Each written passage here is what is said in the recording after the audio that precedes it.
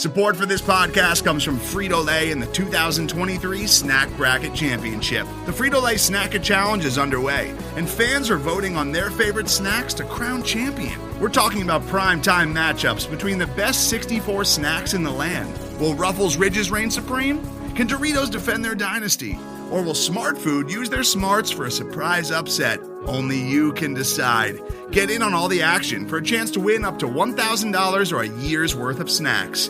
Let your snacks be heard. Just go to fritolaysnacket.sbnation.com to vote and enter for a chance to win. No purchase necessary. Sweepstakes ends April 3rd, 2023. Void where prohibited. Year's worth of snacks awarded in the form of 52 coupons, each good for one bag of chips. See official rules at fritolaysnacket.sbnation.com. This is the Black Gold Banneret Podcast.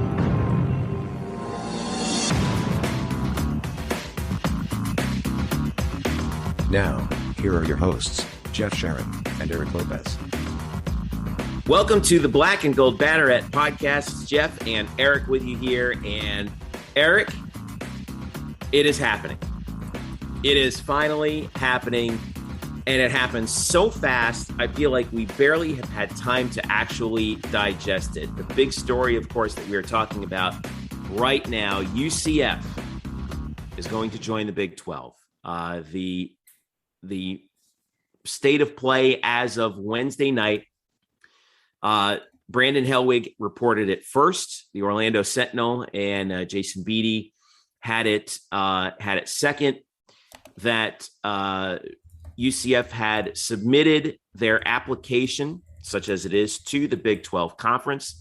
The news broke late last week that UCF was among 4 teams that the Big 12 was going to invite into its league to replace Texas and Oklahoma, the others being BYU, Cincinnati, and Houston, which was, I think, probably the biggest surprise.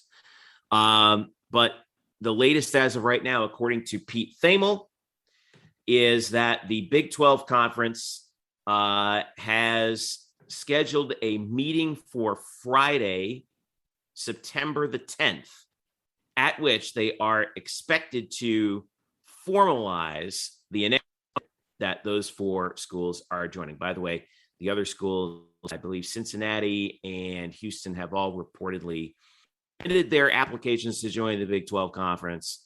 The general consensus right now, Eric Lopez, is that CF, Houston, BYU, and Cincy will begin play in the Big 12 in 2023. Whether or not Houston, Texas, and Oklahoma are still there is kind of still up in the air. I know that you and a lot of other people have said, no, that's not going to happen. Nah. But we haven't seen movement on that just yet. But before we get into all of the fine print, what do you think, man? I feel like, we knew at some point, and we kind of always hoped that this moment would come, that UCF would join a power conference and have the access that we for 25 years have always wanted it to have to the top levels of college football. And now it's happening. And it's like, it happened so fast. It's like now you all of a sudden you don't know how to react. So what's your reaction to how quick this news happened? Well, I mean, we're seeing college athletics change before our very eyes. For the better, for the worse, that remains to be seen, but it's changing. Yeah, look, I mean, things move quickly. It's funny when you go through a pandemic, how things kind of get expedited. I don't think if we have a pandemic, all of this is going on. But things happen. One thing leads to another. You get Texas and Oklahoma not feeling good about their TV terms with the Big 12 because they're not getting SEC money. They make the jump. Big 12 realizes, hey, we better make a move here or we could be blown up. And now they're going to make their move. And who knows how many moves left are there, but there's going to be a rippling effect. Yeah, it's unique. It's very fascinating. Obviously, it's going to get a lot of attention. I know a lot of UCF fans are enjoying the fact that UCF's moving to the Big 12 and South Florida is not. While that's rightfully so, that you should be happy and certainly gloat in that. I wouldn't gloat too much because if the Big 12 decides to do a round 2 of expansion, which has been reported by Pete Thamel, don't be surprised if South Florida is included in that. But nonetheless, it's unique. It's a big step. It's the move you have to make if you're UCF. You hope from a compensation standpoint, you'll make more money, more revenue, more exposure, things like that. It remains to be seen whether the Big 12 will end up being a Power Five. In fact, I have really serious questions whether we will even have a Power Five by 2025, the way college athletics is going. I think we're headed for splits. But from a UCF standpoint, you want to be on the right side of this, and you are. And that's the big step, is that you were put yourself in position to, when this day comes, you were ready to get picked and be on the right side on when this whole landscape of college athletics changes, that you're on the right side of this and not on the wrong side of this. That's the big takeaway here, that UCF all the years, going back to Steve Orsini, even when they started building the indoor facilities and the on-campus stadium and bringing in O'Leary and just from conference to conference, building. This is the moment right here. Through everybody that's been involved, that's the moment. You look at the schools that didn't get selected, why they weren't selected, because they're behind the times in facilities and also on the field performance. UCF is ahead of the curve in on the field performance and facilities, and that's why they're going to be a member of the Big 12 officially, probably on Friday, to probably the fall of 2023 start play there. We don't have any indication of what the actual terms are. And actually later on in the show, I spoke with earlier today, we'll play this later in the show. I spoke with Matt Brown, formerly of SB Nation, currently of the Extra Points newsletter, my old boss.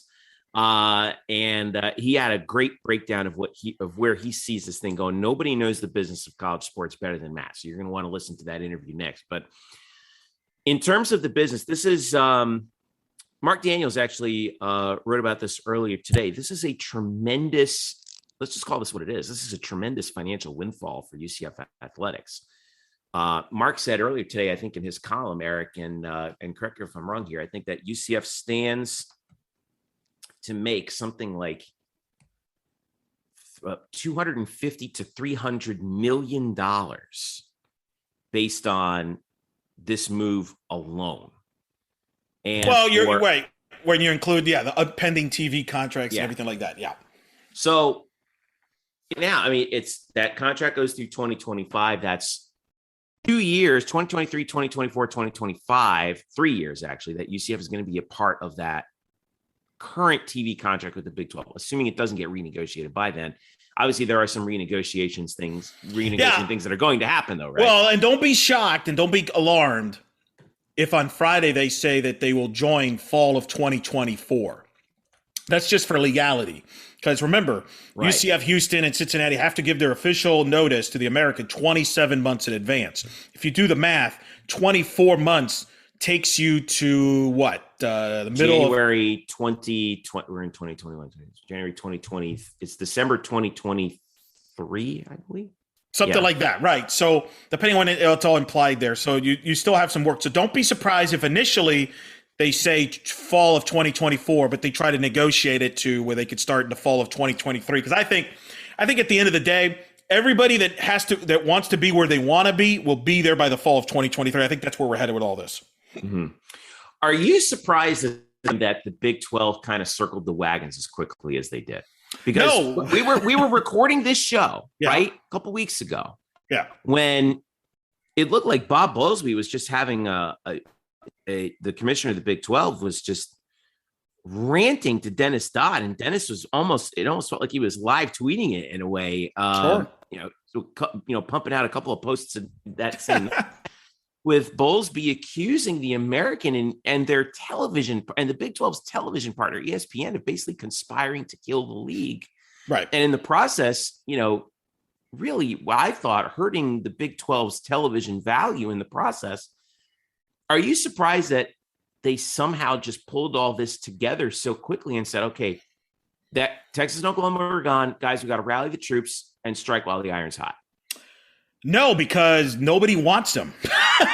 Like the ACC, once the ACC Big Ten, the big turning point in this is when the ACC Big Ten and Pac-12 kind of did this alliance, and we kind of mocked it because there's no contract, and we're like, what does this really mean? Well, one of the things it means is they're not going to expand, and it means like we don't want you left over 8. And I've talked to people in the Big 12. They kind of came to that realization, like, man, no doors are going to open. So we better do something here or we're going to have a gunshot in our head here. So I think they realize we're in dire straits here. Let's get our act together. And I think the biggest evidence of that, Jeff, is the fact that Houston is included in that. Can you imagine? Think about how big the egos in the Texas schools. For those Texas schools to swallow that and say, yeah, we're going to let Houston in. These are the same schools, by the way, that left Houston out when the South Conference disbanded in 1995. And blocked them 5 years ago. And the feelings, go ask our friends from the Scott and Holman podcast, right? Yeah. The feelings are still bitter to this day over that. So think about the fact they're willing to let them in. Tells you how dire it is. Like, if we don't do this, we have to do what we got to do to survive and to, be appealing. And that's what they're doing. They're letting Houston in. Because really, you could argue by letting Houston in, if you're Texas Tech and Baylor, you're basically allowing Houston now to have all the same resources that you have. I think I'm not the only one in this, but I think Houston's going to blow past those two schools now once they get to an equal footing here. But because the other thing is, like, they're in East Texas. Yes. You lose Austin. Yes. You gain Houston, which is the number, 6 TV market in the country? Whatever, which is a big factor. Mike Gundy's talked about that. Yeah. Recruiting as well. So the fact you're willing to let your nemesis in tells you how dire the situation is. I know some people are like upset. They think that they should have picked Memphis over Houston. Nonsense. Here's the big thing. And again, it goes back to facilities, because I've been to Houston a bunch of times. Houston has their football on campus stadium. They've been working on that, just like they've been like UCF. They have their own football stadium. They have their own basketball arena. Built it, by the way, a couple of years ago. The basketball arena. That basketball team, by the way, just got to the Final Four. Let's not lose fact that basketball does matter in this. Renovated that arena too. Correct. Whereas Memphis is still playing in the dump in the Liberty Bowl. Okay. If you look at why Memphis and USF right now are looking out, one is playing in the Liberty Bowl. The other one is playing in an NFL stadium. And boy, how amusing is it that all of a sudden South Florida just came to this idea, hey, let's build an on-campus football stadium, guys. What do you think? We got to talk about that for a second, because the schadenfreude on social media among UCF fans toward USF is real. And to use a Josh Heupel-ism. And the self-flagellation on the USF side is really something to watch right now. I'm on the record as having, and I think you fall in this camp too, that when UCF and USF are both good, that's good for the state of Florida. That's good for the conferences that they're in. But let's face it, in the final analysis, they had a 10-year lead on UCF, and they've blown it. Well, they blew because of their own ego. They blew because of their own ego and their own complacency. They blocked UCF. It's been well known. Judy Genshaft, who was the president, blocked UCF from going to the Big East back in the 2000s. This could have been a partnership. This could have been UCF, USF together for the last 2 decades, going from conference to conference. They both could have been in prosper. Instead, they blocked UCF because they're like, no, not thinking long-term, because they're travel partners. And now what happened? I don't think they ever saw the day where UCF would pass them. But UCF, while they did that, they went from conference to conference. They built their facilities. They built their on-campus stadium.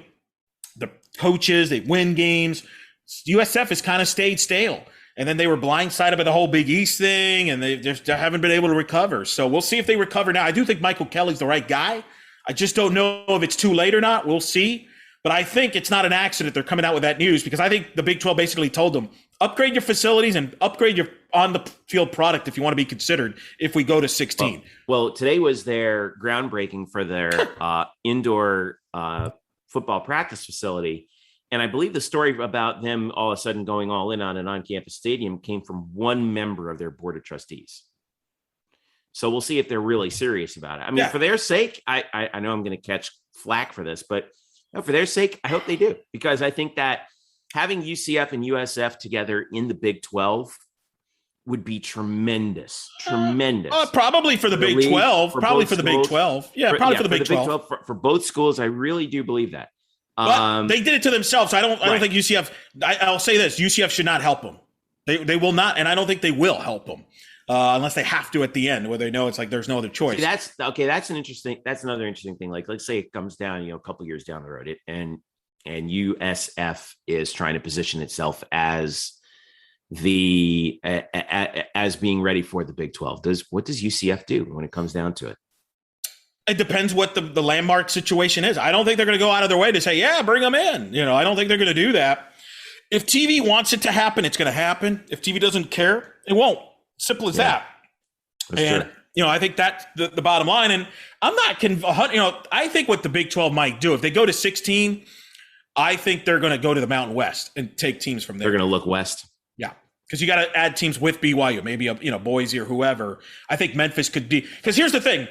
For UCF, from a travel partner standpoint, if you're the Big 12, you could go with Memphis or you could go with South Florida.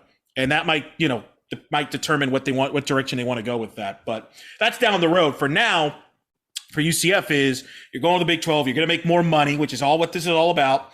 And really, there's no more excuses in that regard. You're going to have bigger revenue. Like, if you're a basketball fan, there's no more excuses about not going to games because you're going to go the premier college basketball conference in the sport. It is like ticket prices are going to jump, and it's going to be rightfully so because of the opponent. So that's where UCF is going to make money. Think about it.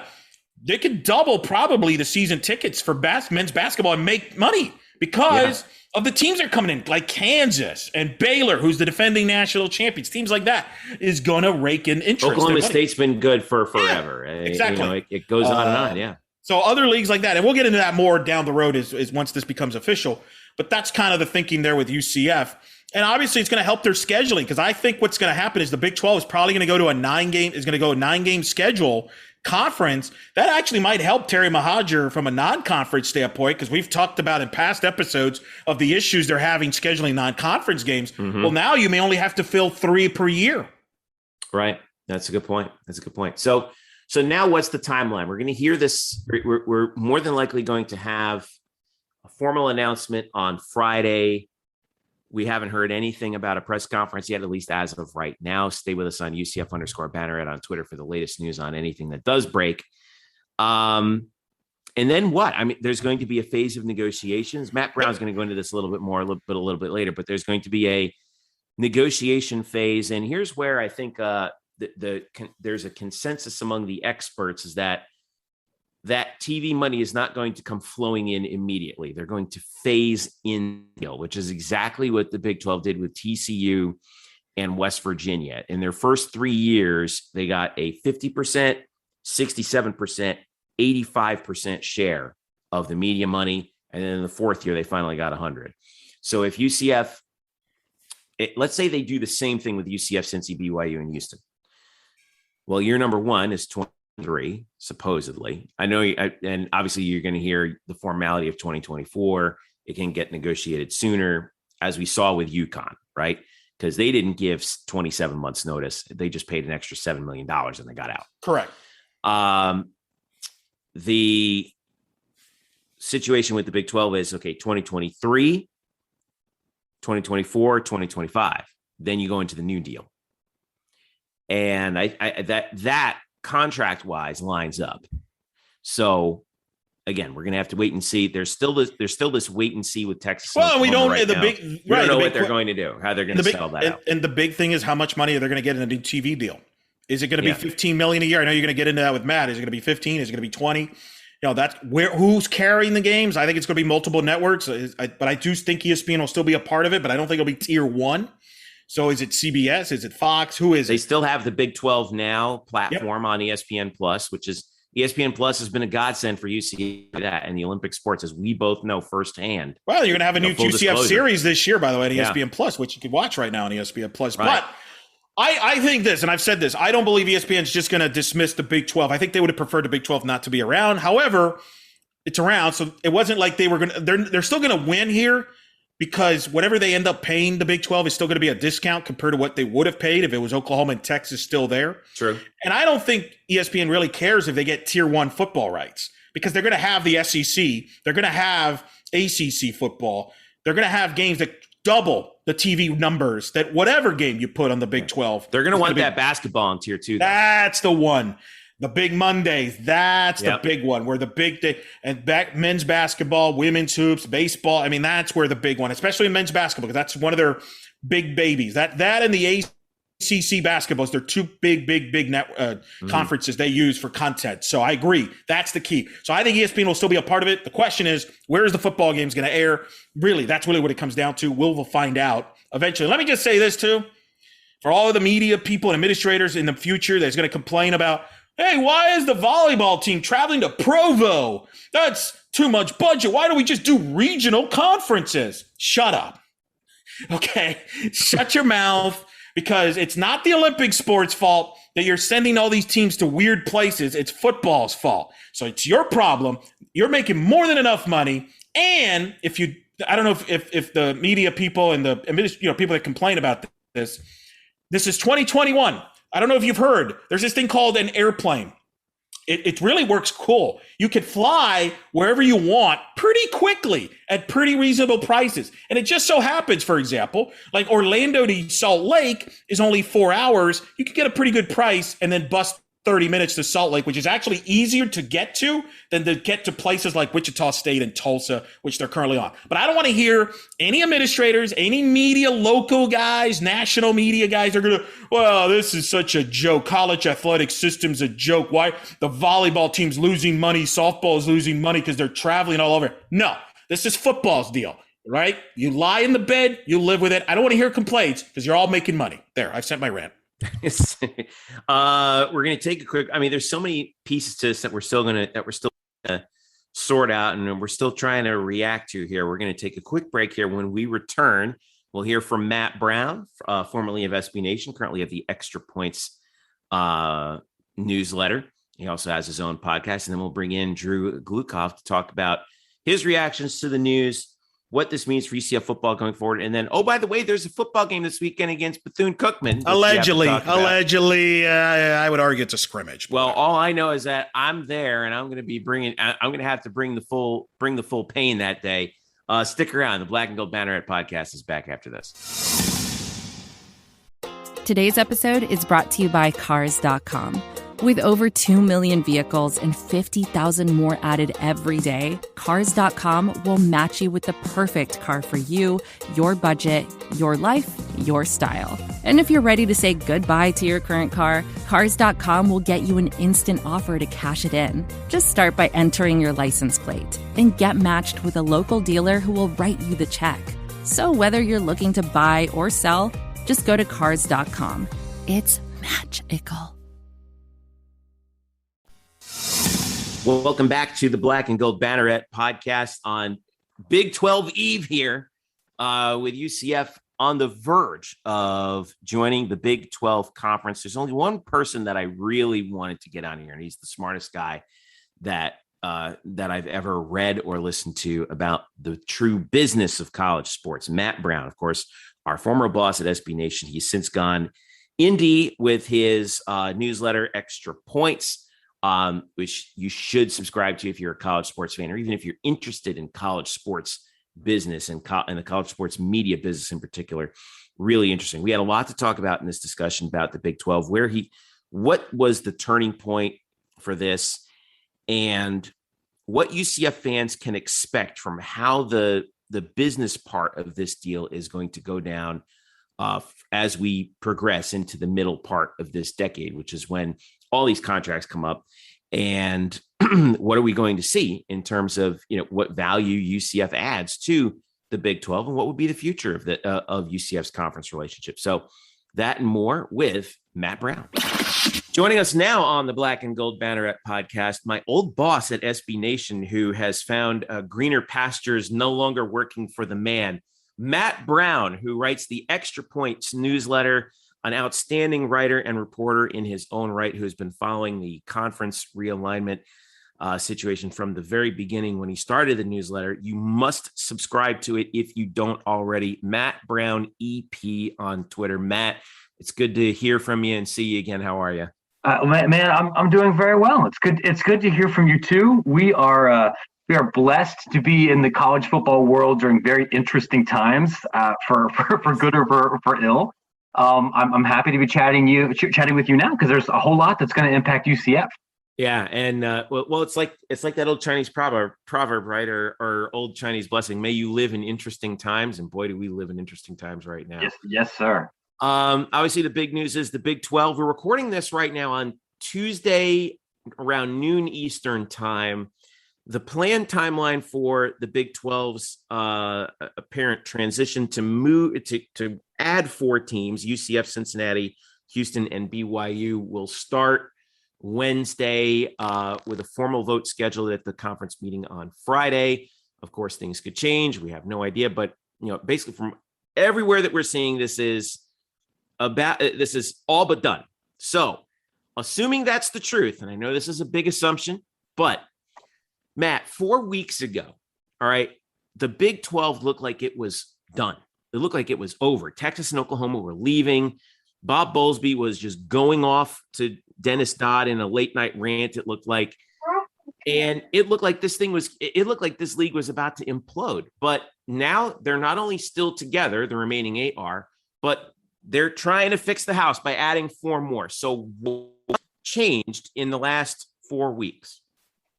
A couple of things, right? The big concern was that one of the remaining 8 teams or multiple of the remaining 8 teams was going to go somewhere else. And you heard a lot about the remaining schools like, no, we're staying together. We work well together.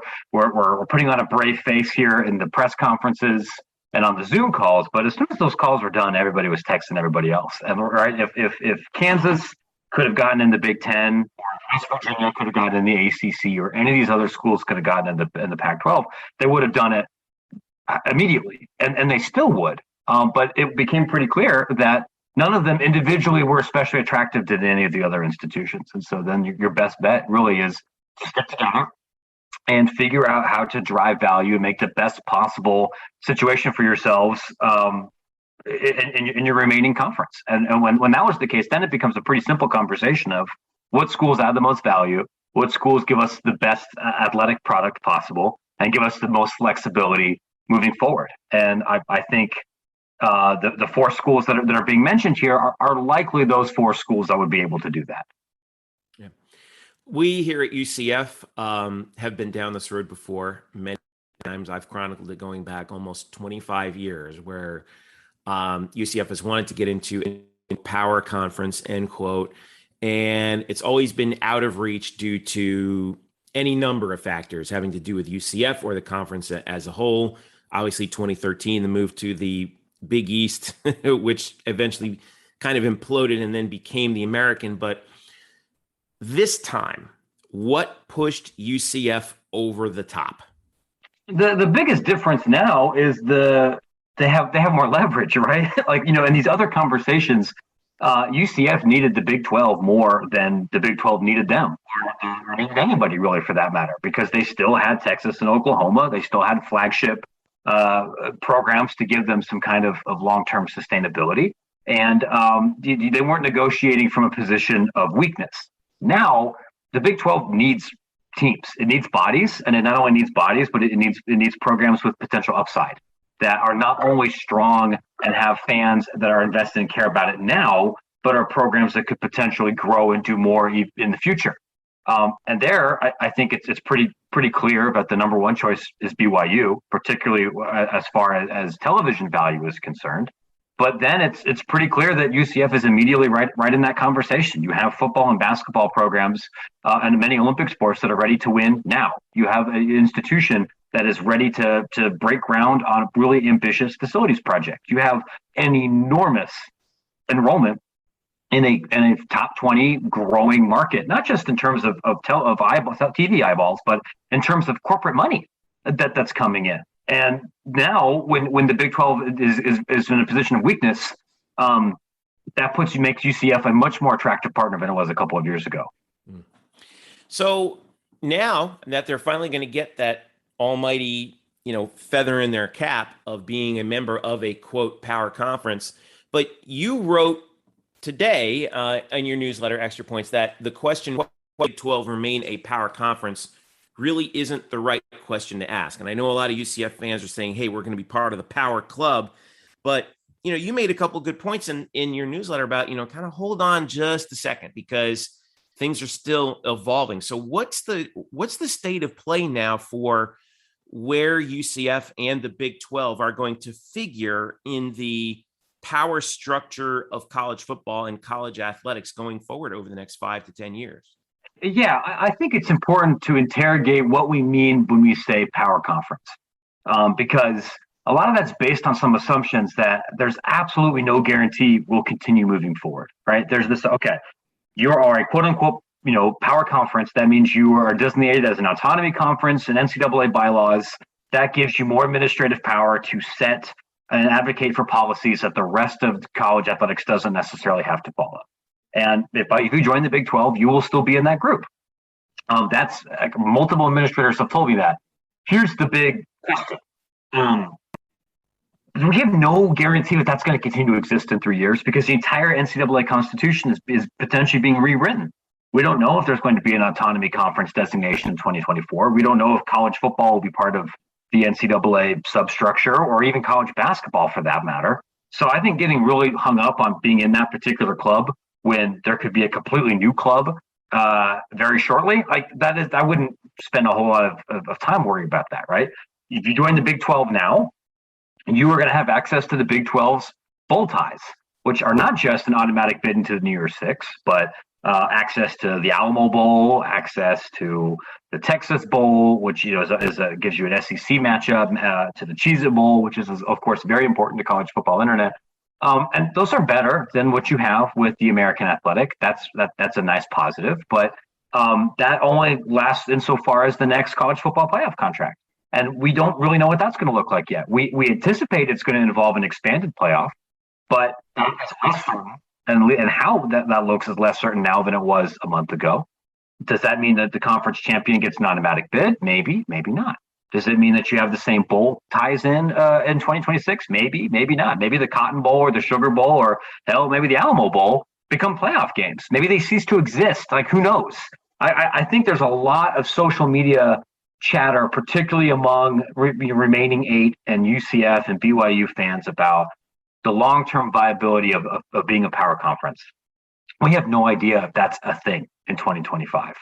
And that's true whether the Big 12 adds UCF or the Kansas City Chiefs or Brownsville High School. Like we don't know if that designation will continue. What we do know is that recent history and recent stats tell us that the Big 12 with UCF, BYU, Houston, and Boise projects to be a competitive conference. Projects to be a conference that's competitive on average with the Pac-12, if not better than the Pac-12, and with everybody in the ACC outside of Clemson. And that could change even more if Kansas becomes regular bad instead of FCS bad. There are some concerns about whether there's any team that can recruit at a high enough level to be competitive for national title in football. There are concerns about the sustainability of the basketball growth, I think, from some of these other schools heading into a much more difficult conference. And there's some concerns about whether the Pac-12 is historically bad right now or whether that's the new normal. But you can't control any of those things. Like all you know is that right now in this current structure, which could blow up in 2 years, you're in the club. And you should be a good, maybe not elite, but a good college football conference. And it's certainly better to be in the not right. I mean, if they stayed if they stayed in the American, I mean, that's one thing. But at least if you're already in there, even for no matter how short a time it is, that's where you want to be. At least you're going to have some say, right? It's definitely better to be in the club than not be in the club. Even if you're not the SEC. Well, you're going to make more money than you did in the American. You never have to go to Tulsa or ECU again if you don't want to. You never have to go to Temple again if you don't want to. You're going to be against teams that have bigger budgets, and your budget's going to be able to increase. And for a couple of years anyway, you're guaranteed better bowl games. That's great. To what extent that looks like in 10 years, you don't know. I don't know. Oresco doesn't know. Your athletic director doesn't know. And we'll see what that looks like moving forward. But you're definitely going to be in a better position now than you would have been 6 months ago. All right. So now let's back to a little bit more shorter term based on what you've been hearing. What's the plan for how transition is going to work? Is there going to be some cross with Texas and Oklahoma, maybe staying for a year? Are there any ideas being thrown around about how divisions are going to break down? What are you hearing from how this is going to work, at least in the near term? In the near term, my understanding is that the absolute earliest this could happen would be 2023. And other than that, there's not really anything set in stone. Like, is it possible that there could be a year of overlap with Texas and Oklahoma? Yes, but that's also still being lawyered right now. And if the Big 12 thinks they can get a little bit more money in exit fees by negotiating an earlier exit, they're going to do it. There's also, I think, a question on UCF's side about negotiating their exit fee here with the American, because based on current league bylaws, they can't go for the 2023 football season. They haven't given enough notice. Now, I would be very surprised if they're still there in 2024. I imagine you're going to see a similar situation with UConn, where they pay more exit fee money to leave early. That might be $17 million. It might be $15 million. It might be $20 million. I don't know. I've joked about this a lot on Extra Points, but the only truly undefeated force in college athletics is billable hours. And so that's going to be a question for attorneys and people negotiating. In the next 3 or 4 years, I would anticipate UCF's going to be in the Big 12. I don't think they're going to be in that league with Texas for more than a year if that happens. And how much everybody has to pay to get in there and what UCF's actually going to make in that first year, that's unclear. That's going to depend on negotiations. Yeah. Could some of the schools that in the Little Eight, so to speak, still leave between now and then? Like, we've heard all the time. I mean, the West Virginia fans are all up in the mentions saying, "Gosh, this is terrible. Just fold the football program." Is it possible that, for example, they could still go to the ACC? I guess how solid is the club right now within the Big 12? I would be surprised if any of the remaining 8 leave for another power league in the next 2 years. I think if that was something that had a reasonable chance of happening, it would already happen. And the longer, they have to wait, then the more expensive and more complicated then that can become. I don't want to say it's impossible. And this is the truth of the situation, is they're going to be constantly trying. And that was the case with the American, right? You had a weird situation here where one of the only things that really kind of tied all these schools together is that they were all trying to leave. It's kind of weird to see the big chest puffing about, Power Six and American pride and everything on social media, because everybody knows every other school in that league would crawl across broken glass to get into another league. And that's true for Conference USA right now too. And that's something that, that's going to be part of the conversation in the Big 12 for forever, because everyone's going to want to be in something else if they can get it. But it would surprise me, I think, if any of the remaining teams left, because it's the consultants and the league staffs are pretty much already demonstrated they don't drive enough financial and athletic value to do that right now. Yeah. What about further expansion of this group of beyond this group of 4? Hoka, the Texas Tech athletic director, alluded to the possibility of 2 phases of expansion. He was on with their Texas Tech's radio crew at halftime weekend. Do you think there'd be a next phase of additional big expansion after Texas and Oklahoma leave? And when and whom? I think it's possible. I don't think it's an accident that Hocut mentioned that. I'd heard the same thing out of Iowa State. I'd heard that same thing from a couple other consultants. I think they want to go through this process and check the math. Part of that's going to depend on how much money they get from Texas and Oklahoma and when that actually happens and what their various partners are pushing for. There's going to be multiple teams that would make, I think, reasonably attractive options, right? I mean, if we're just looking at quality of football, Boise State is better than Houston by a lot, and honestly better than BYU over the last decade, and that would make this product better. I don't think there's an enormous difference athletically and even financially between Houston and Memphis. I would imagine that would be a team that would be in this conversation. And then I think it's just going to depend on what the American wants and what the Big 12 wants to be structurally. Do they want to be a national league? Well, San Diego State is calling literally everybody they possibly can to get out of the Mountain West, as is Colorado State. If you want to go pick out another team or two from the American, there's going to be options there. If you want to take a swing on a developing program that in a market that has some potential, maybe you go grab UAB. There's not really a huge difference between I personally think Boise should be the first call, but other than Boise, I don't think there's a big financial athletic administrative difference between teams 2 and team 7 on that list. It's just going to depend on what TV partners and what the league itself wants to be.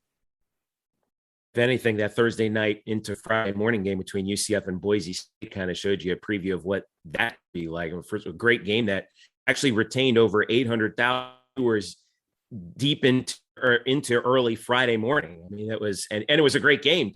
I mean, wouldn't that be fun to be a conference?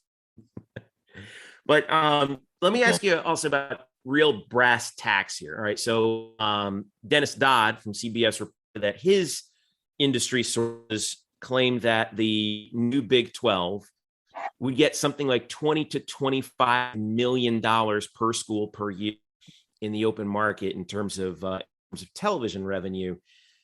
Does that square with what you heard, what they would be in terms of what that new would be worth? Obviously, the legacy schools are taking a bit of a bath, but tremendous for a school like UCF is making an average of $7 million a year in a highly backloaded.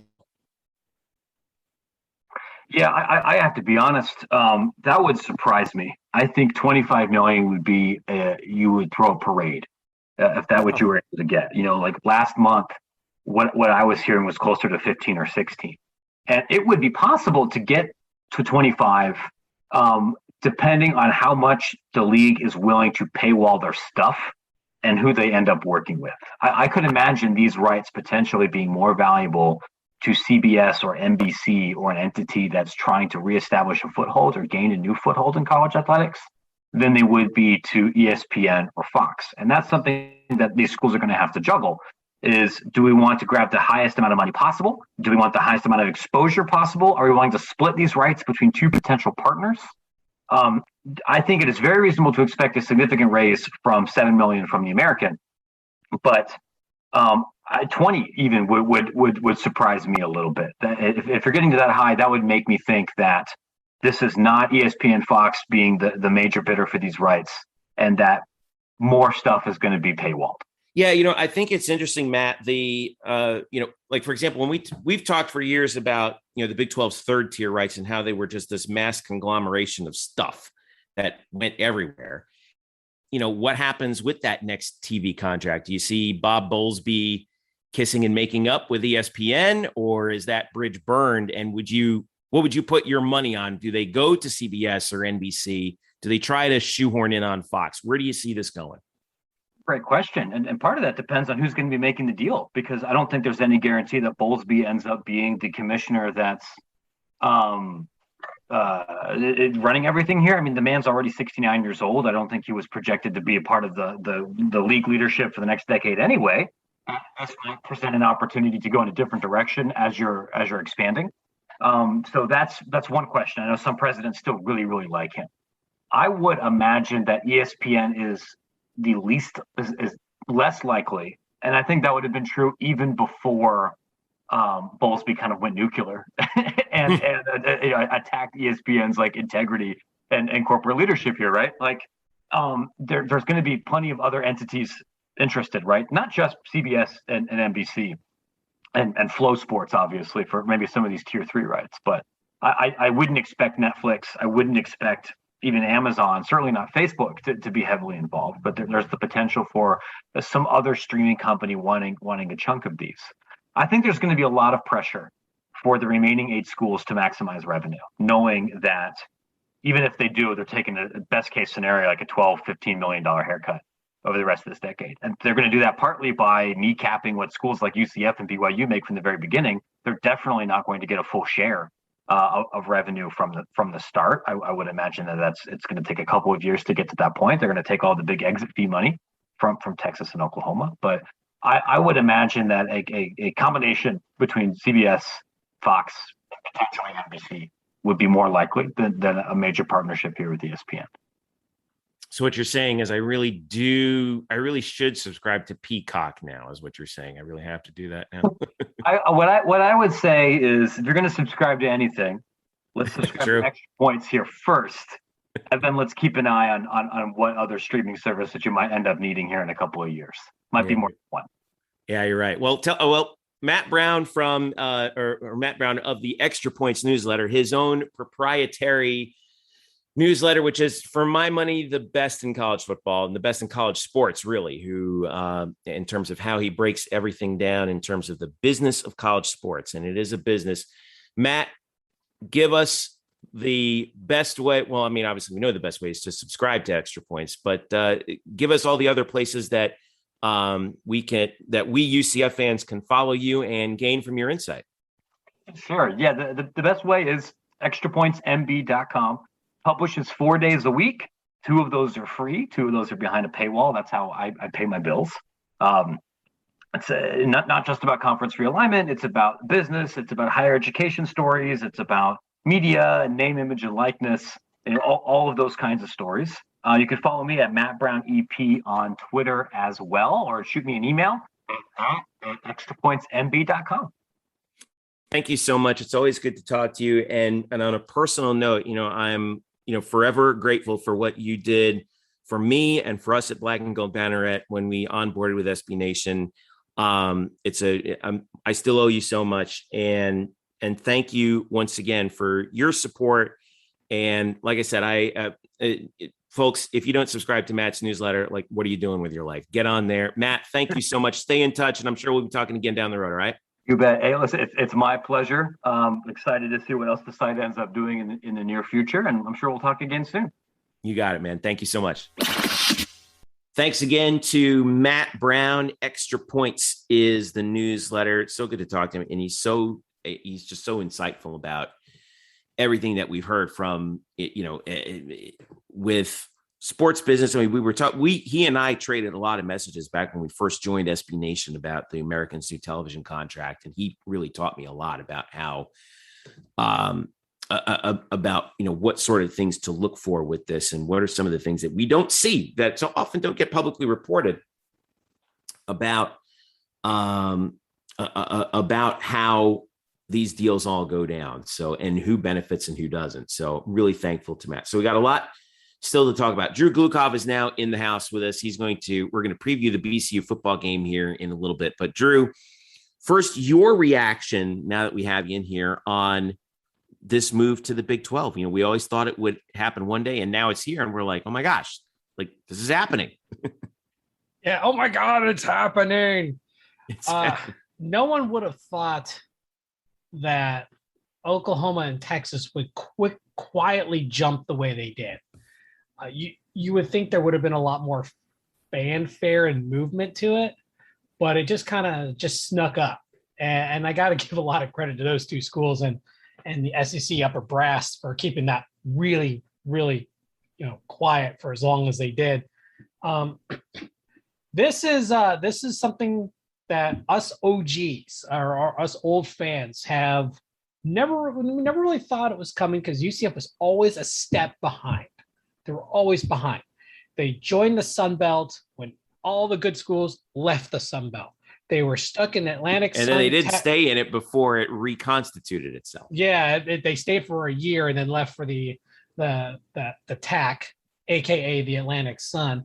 Stayed there for a baker's dozen.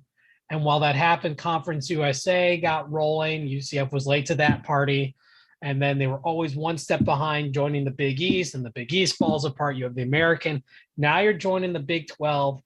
Yeah, you're losing. The Big 12 is losing the biggest 2 schools of the conference, but all signs point that this conference is still going to be far more valuable from where UCF is coming from.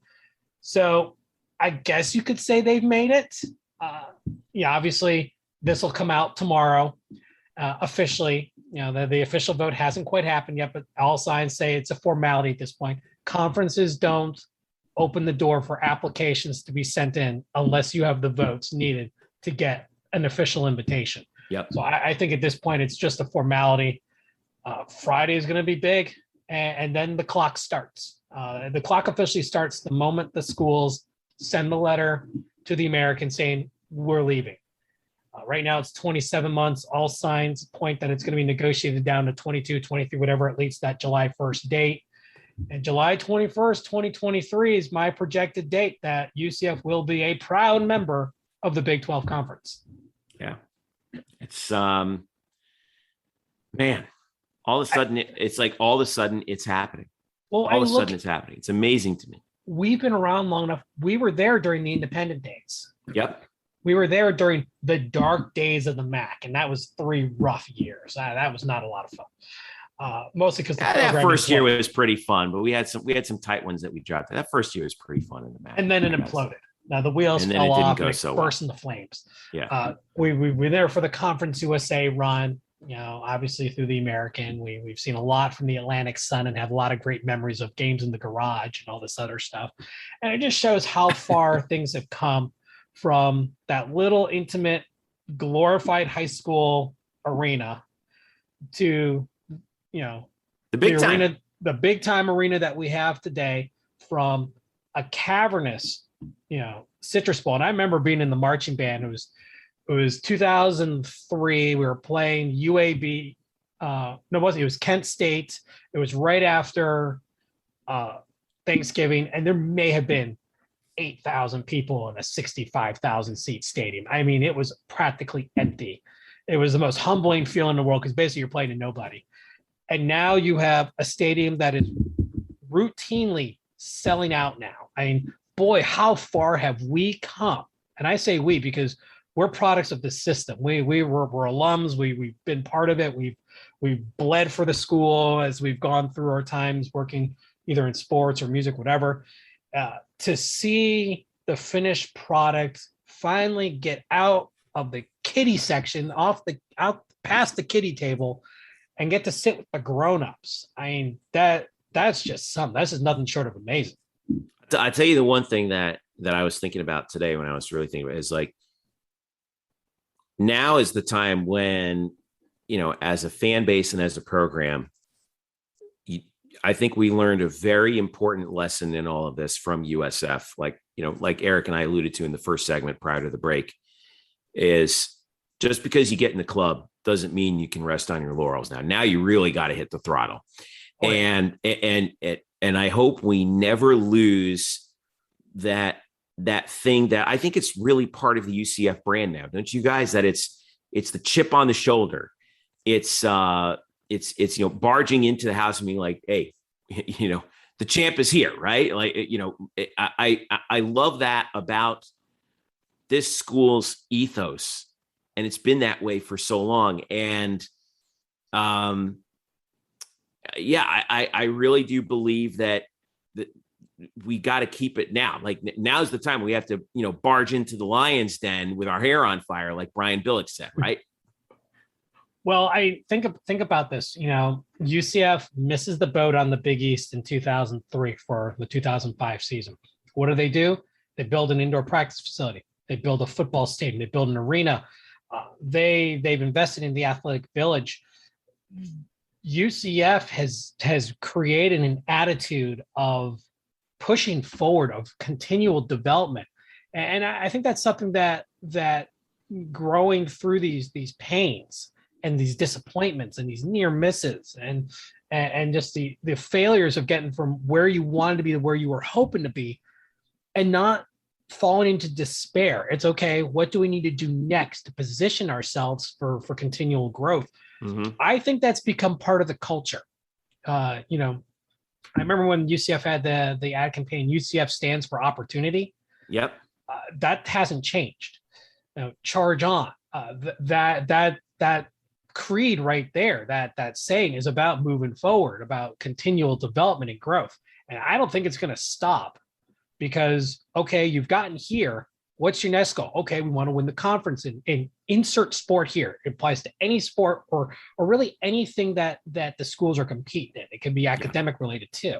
Okay, you've won the conference. What next? Oh, we want to win we want to hit the whole damn thing,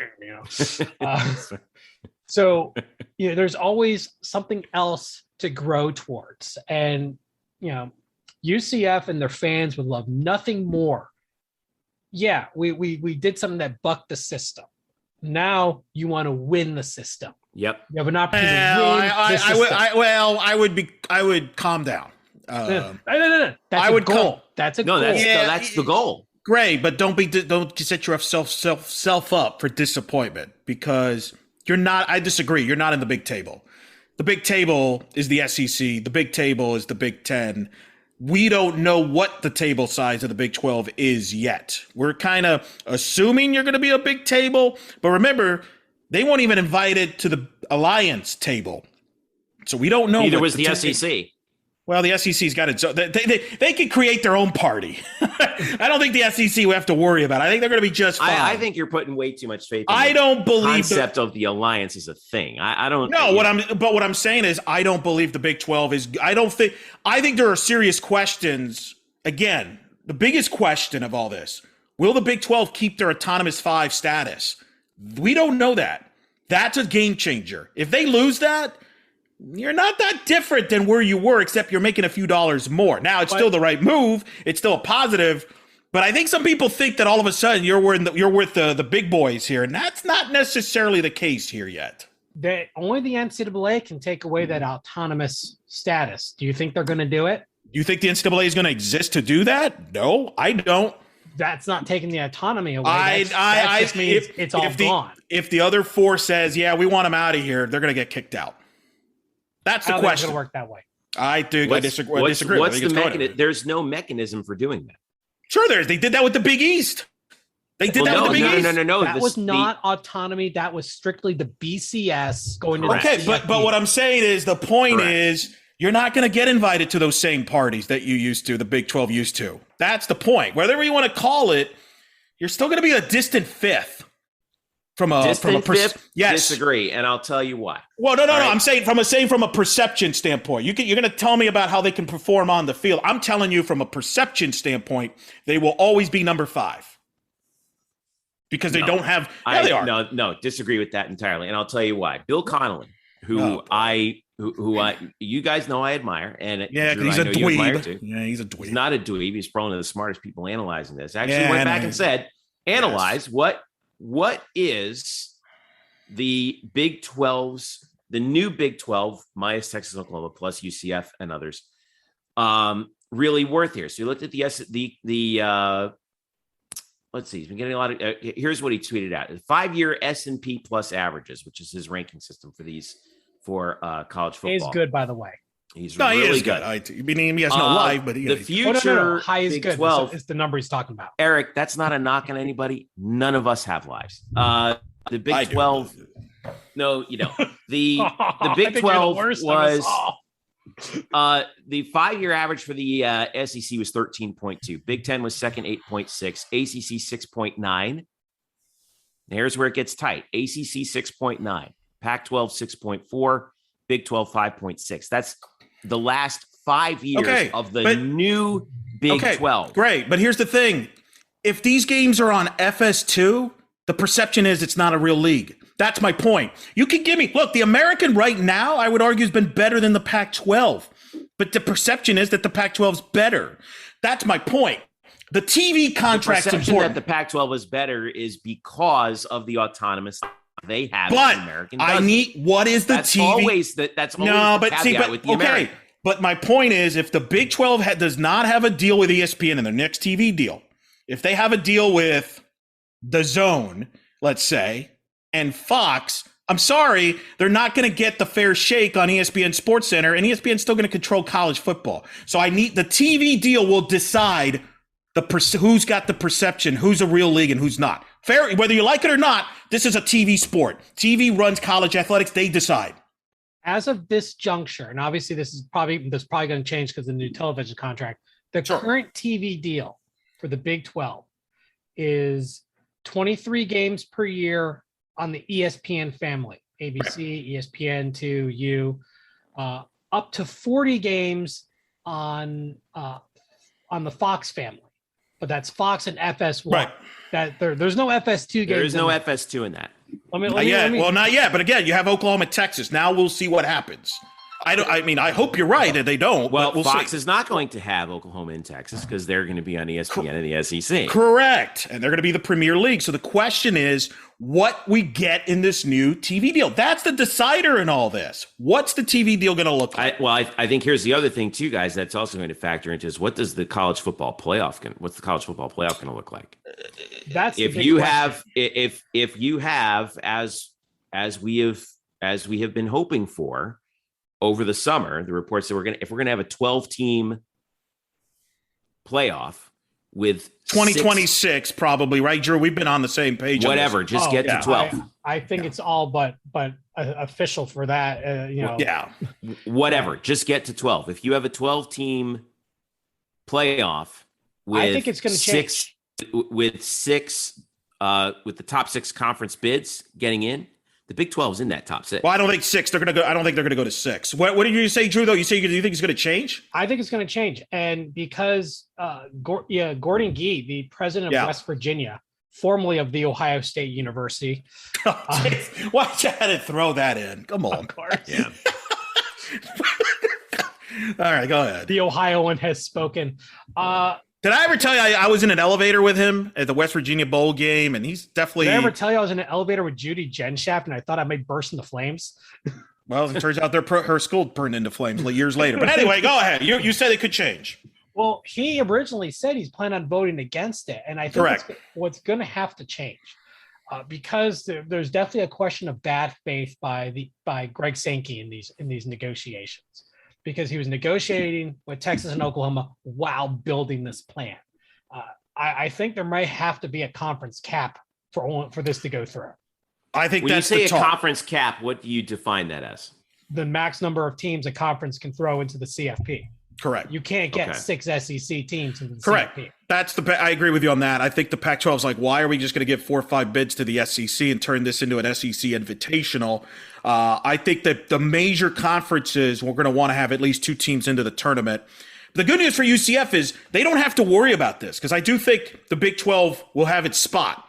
You're not going to have to fight against the MAC or whatever's left of the MAC by then. For all we know, they could disappear. Conference USA or whatever's left of that, or the American or all that other leagues. You got your own separate deal. I think the Big 12 will still have a spot, but they're not. I still think the SEC is going to get the bigger pie. I think the Big 10 is going to get a bigger pie. The ACC is going to get a bigger pie out of that. The Pac-12 will get a bigger pie, and then the Big 12 will get leftovers. And that's the crazy part because the Pac-12 doesn't deserve it. They don't. I mean, their product's been subpar. I mean, they're an absolute organizational mess. Right. But that goes back to what Matt was talking about in the interview earlier. Is we don't know what the Pac-12 is going through right now. We don't know if this is historically bad for them, or if it's the new normal for them. That's a very good question. Having the new leadership come in, things can change and things need to change for that. If it's the new normal, we don't know. We'll see. I mean, we got to see they got their TV deal coming up as well. So I think that'll tell the story. And again, let's say the Pac-12 gets a deal and that Pac-12 network, which has been a debacle, turns into ESPN, the Pac-12 network on ESPN Plus. Now they're doing better. And I do think that TV and college wants the West Coast to be represented. So what they really want is USC. They want USC or UCLA. I mean, Oregon. For now, for basketball. Maybe. Yeah, UCLA is a brand in LA. No, football. I mean, there's Chip Kelly. I think that's a positive step for them. They're more important than the Big 12 leftovers. Like nobody cares about Kansas State. Nobody cares about TCU. So that's the problem. It's all about the perception. Now that's all going to get figured out with the new TV deal and what the other conferences do. We still don't know those questions, but I'm just saying caution on that, on the pump the brakes on the, we've made it to the big leagues. I think there's more changes to come in college athletics. Well, there's more changes to come, but this is basically the pinnacle of what UCF is probably going to get to. I agree. Yeah. I mean, you're right. I mean, we don't know what the next decade could bring. If the teams leave the ACC for the SEC, could UCF become a candidate there? Whatever. That's a decade away. Right. The good news is, and I said this at the Open, Drew, the college athletics is going through a spin cycle here. There's going to be casualties program-wise. It's going to be a lot of casualties. You're UCF. You're trying to avoid that. You want to be on the right side of this when it's all the dust clears. And all that's signs point they will not be a casualty. Exactly. That's the big thing. Biggest takeaway is right there. The other thing, and here's the other thing that's important with the Big 12 and Matt again was emphasized this, and this is where that power conference tag comes in, and then when this is over, we'll get to the preview of the BCU game. Showdown is the But Big 12 power is the CFP payout. Now, here the bylaws of the college football playoff state that each of the 10 conferences receive a base amount. I'm reading this right from the college football playoff website. For conferences that have contracts for their champions to participate in the Orange, Rose, or Sugar Bowls, the base combined with the full academic performance pool is approximately $57 million for each conference per year. That's just from the CFP. That doesn't have anything to do with TV. 12 has that lock-in with the major bowls, right? And as far as we can tell, we'll still continue to do so for the foreseeable future. We'll see.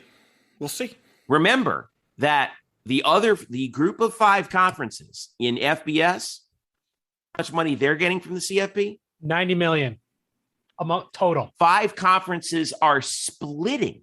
Right. So $83 million. Right. So it basically comes out to about 17 per, This is a little less. It's $57 million It's a big difference. per conference. Correct. Versus $83 million for everybody else. And Correct. that doesn't include getting bonuses for getting into the CFP. Right. $6 million for every school that gets into the semifinal. And we're not even including money that you get in the NCAA tournament in basketball, which again, you're in the right league to make a lot of money because you make more money by each team you get in the NCAA tournament. We cannot dismiss your shares, right? The basketball side of this, because you go from a league that's probably a 2 to 3 bid league to a league that's easily going to be a 5 to 6 big league.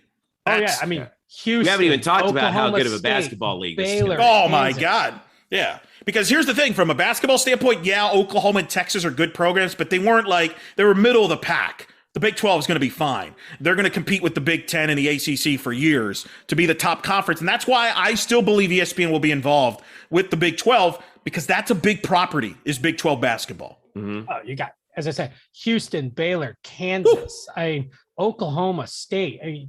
Then you go down to West Virginia. They still, they have Bob Huggins. Bob Huggins, yeah. Still, Huggy Bear. He's still a respectable property right there. I mean, that's 5 teams right there that command. Oklahoma market. State just had the number 1 player in the NBA draft, Cade Cunningham. Exactly. With the great Henry Iba coach there. This is the big leagues here. No, and I said this earlier, Drew. No more excuses for as far as not going to basketball games. Like that ticket price, that's going to be Premier marquee conference, man. Yeah. Premier Every conference. Night. Yeah. By the way, back to your bowl tie-ins. It's the Sugar Bowl for the Big 12 against the SEC. Your bowls after that, nice selection. Alamo Bowl in San Antonio, Cheez-It Bowl here in Orlando, Cheez-It Bowl, Cheez-It Bowl. Well, we'll see how the bowls look too. I don't think all for those right bowls. now. Bowl cycles end with the CFP cycle, so Right. we'll see how the new contracts work. Exactly. But remember that goes through 2025. Right now. So they're will they be years. reshuffled? Yeah, but 2023, 24, 25. You're right. So there's 3-year window. And remember, UCF had basically a 1-year window in the former Big East. And they just went and won the whole damn thing. Ran the table, won the conference. Thanks to a now UCF Hall of Famer. Which we will talk about in a little bit. But first, Drew, let's talk about this game with Bethune-Cookman. Scrimmage time, baby. Well, hey, listen. Hold your horses there, Lopez. Because what did Bethune do last week? They went out to El Paso. I know it's UTEP. Really? We're going to go there? We're going to break this But they comparison lost to UTEP? UTEP should blow out an FCS team. No, they shouldn't. They've been bad. They've been one of the 10 worst. They've been a bad program. Bethune-Cookman hung with them.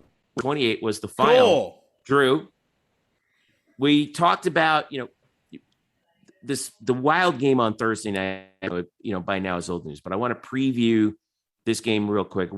Obviously we're expecting a blowout. S&P Plus predicts it to be a 59-8. What are we going to see here? Obviously, number 1, nobody get hurt, but number 2, what?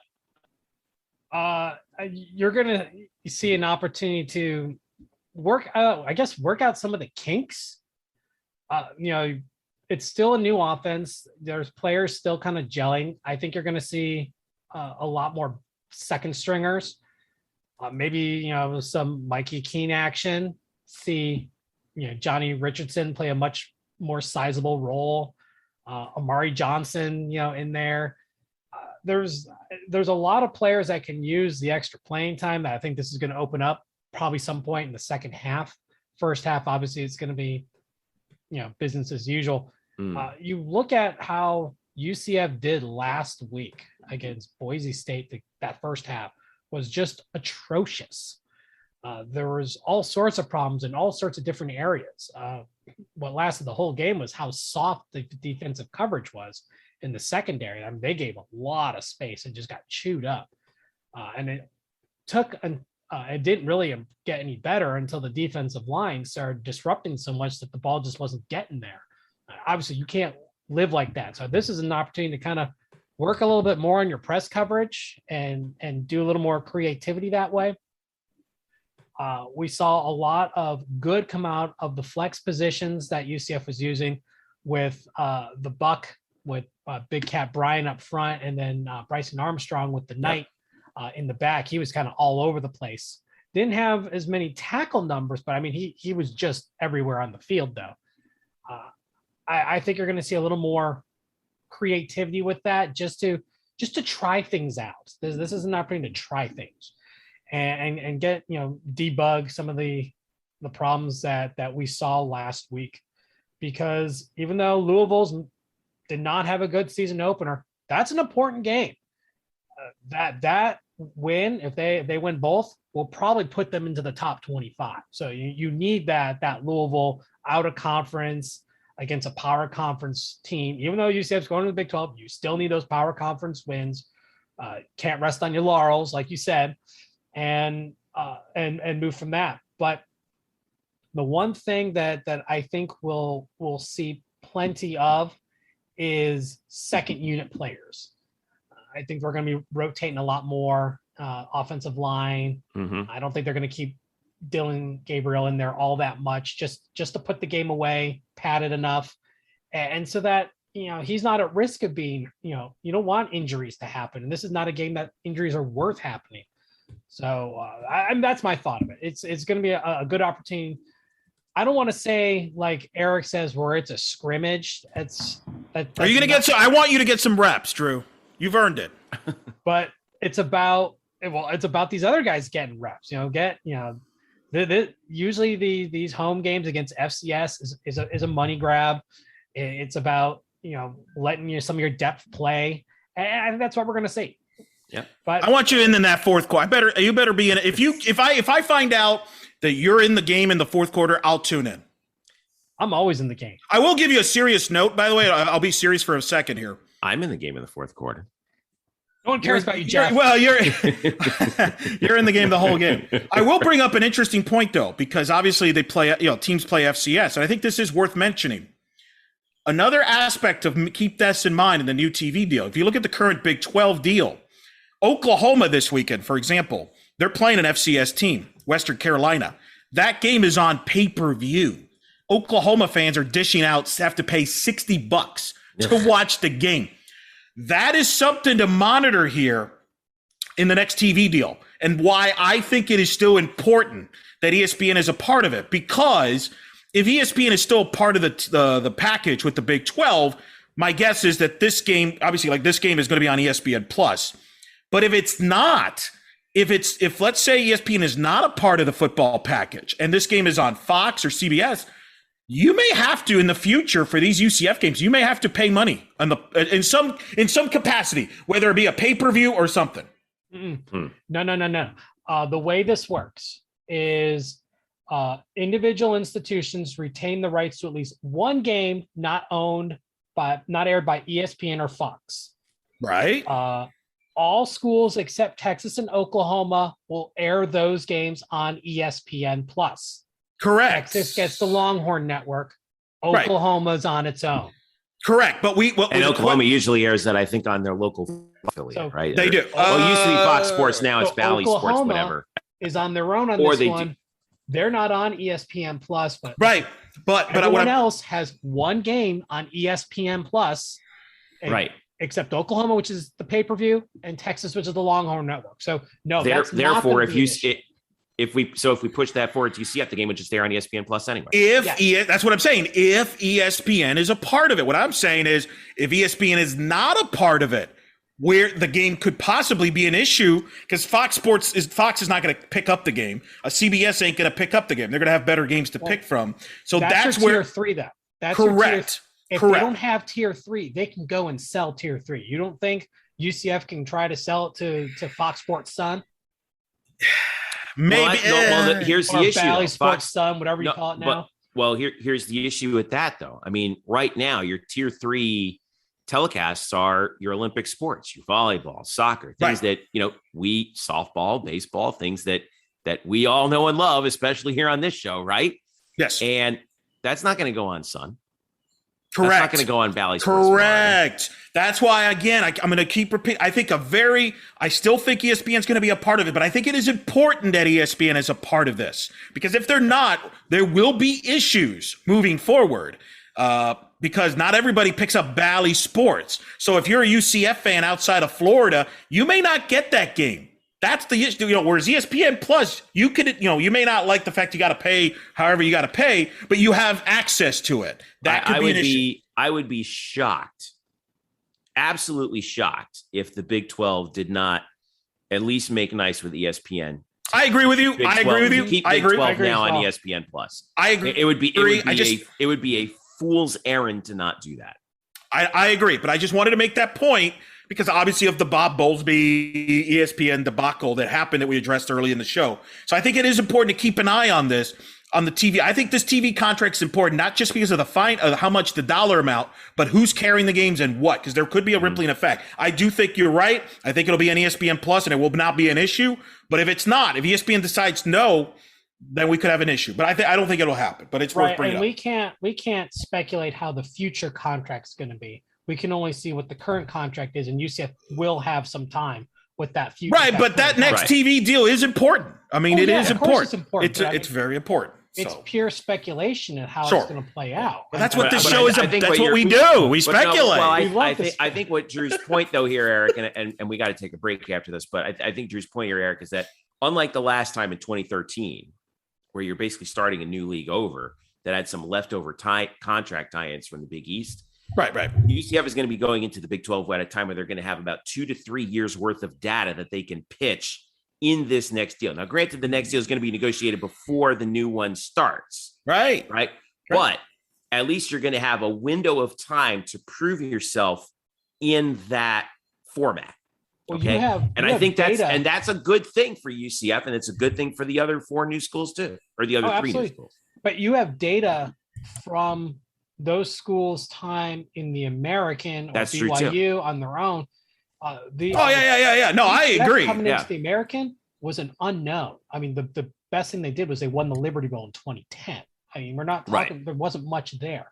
There's a lot of, show that they've won on primetime national television. Sure. They've won the big bowl game. I mean, there's legit proof that Cincinnati, Houston, all of these schools can win the big one. That can be on a marquee platform. All the way down to that softball game against Florida last year, Eric Lopez. Boom, exactly. Yeah, no, I agree. I think that's very important. There was a big pop nationally on the ESPN Plus. Exactly. So let's fingers crossed that everybody comes to their level heads and does the right deal. And I tend to agree. I think it'll be an ESPN Plus, but I do think that's something to monitor. It's all. You know what else we need to monitor? Actually, real quick before we go. So there's no line for UCF and Bethune-Cookman. Wonder why? Shark right now. Not sure why. There's no line. Yeah, there's well, because you don't put a line on a scrimmage. Interestingly enough, it's a real game. It will count as a real game, regardless of what you say. It counts towards your bowl eligibility. No, it does not. Yes, it does. You get one FCS a year. I thought they didn't count any of them. Oh, that's right. You do get one FCS a year. Okay. However, both of these teams' opponents from last week are playing each other. Yes, UTEP and is playing at Boise State. And Boise better blow them out. You know what the line is for that game? Yeah. Remember, UTEP beat Bethune-Cookman by 10 at home. This game is in Idaho. Boise minus 26. Yeah, that's about right. They better blow them out. That's about right. They better blow them out, or we got more things to be worried about. Yeah. So, all right. We're going to take a break. When we come back, we still got lots more to talk about here. We will talk about women's soccer. Penn State getting a big victory over the Nittany Lions.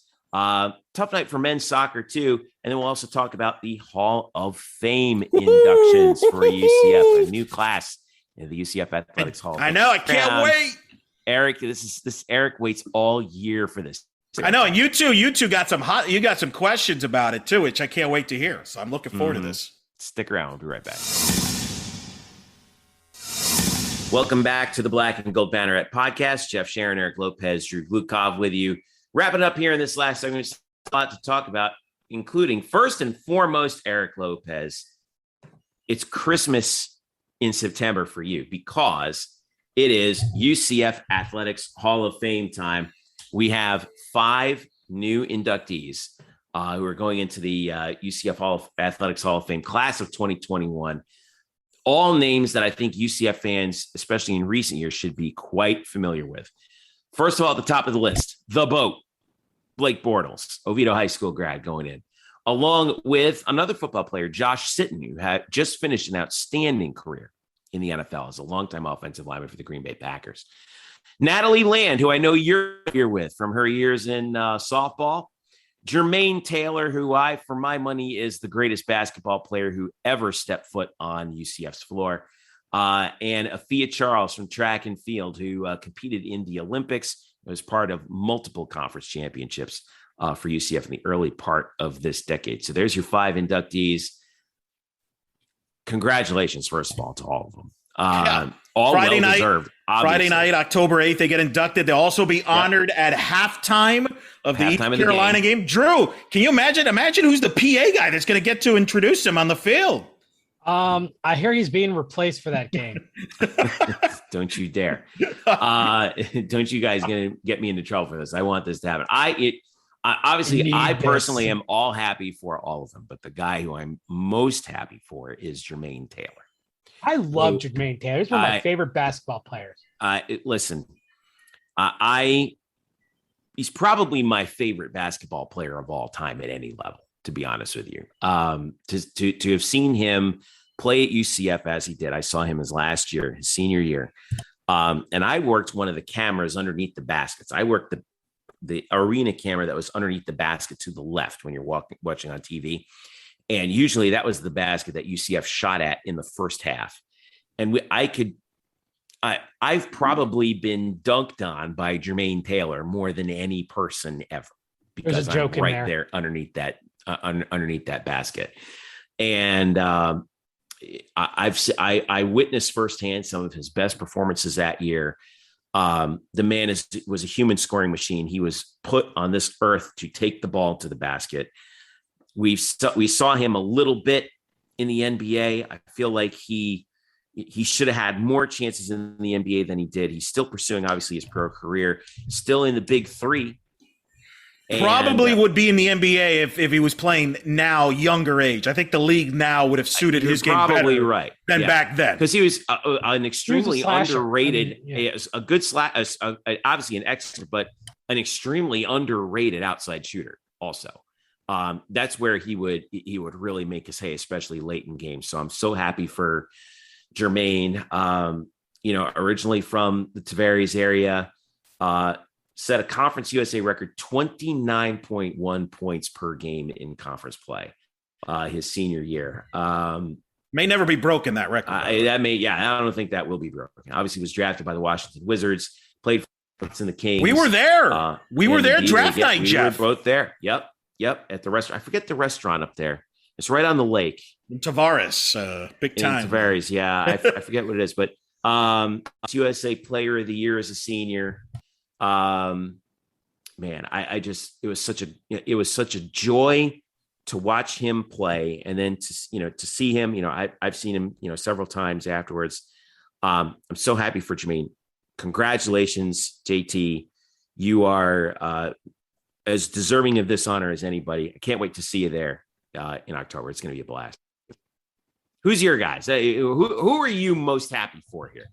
Drew, I'm curious who you got. Eric, I know who you're going to say. I'm a Josh Sitton guy. Of course, being a former offensive lineman myself, I always have love for the guys who work in the trenches. They never get the glory. And here's an opportunity for an offensive lineman to get the glory. Josh Sitton had a long play a NFL career, especially Won a with Super Green Bowl. Bay. Won a Super Bowl with Green Bay, multiple Pro Bowl years. I think he had 4. He was part of the second team All Decades team with Pro Football Focus. It was pretty good. When he was active at UCF, he was at the first 2 bowl games for UCF, which were 2 games that I was present at, with the Hawaii Bowl in 05 and the Liberty Bowl in 07, both losses. But I mean, he played a very integral part of, winning that first division championship in 05, and then later the first conference championship in 2007. He played a lot of games for UCF, and, then played a lot of games as a pro and was a consummate professional. I just love seeing offensive linemen get recognized, because they often don't. He was part of O'Leary's first class, 2004. He was, and he was not heavily recruited, and much like many guys during George O'Leary's tenure, blossomed. That was probably the thing about George O'Leary's stuff, aside from the academic aspect, which George put the student athlete here at UCF. Right, deserves credit for that. Make no mistake about it, all of UCF's academic success really focused on the football team, and it just kind of exploded from there, and everyone started really raising their game. But he focused so much on the academics, but he also was able to really develop diamonds in the rough, 2-star players or very little recruited players. Like Blake Bortles was only recruited by 2 schools. Purdue wanted him as a tight end, and UCF wanted him as a quarterback, and that was pretty much it. He was able to really blossom. Kevin Smith was a very under the radar guy that came here and blossomed under George O'Leary.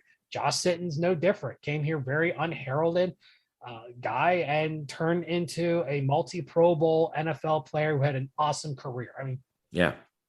Great job.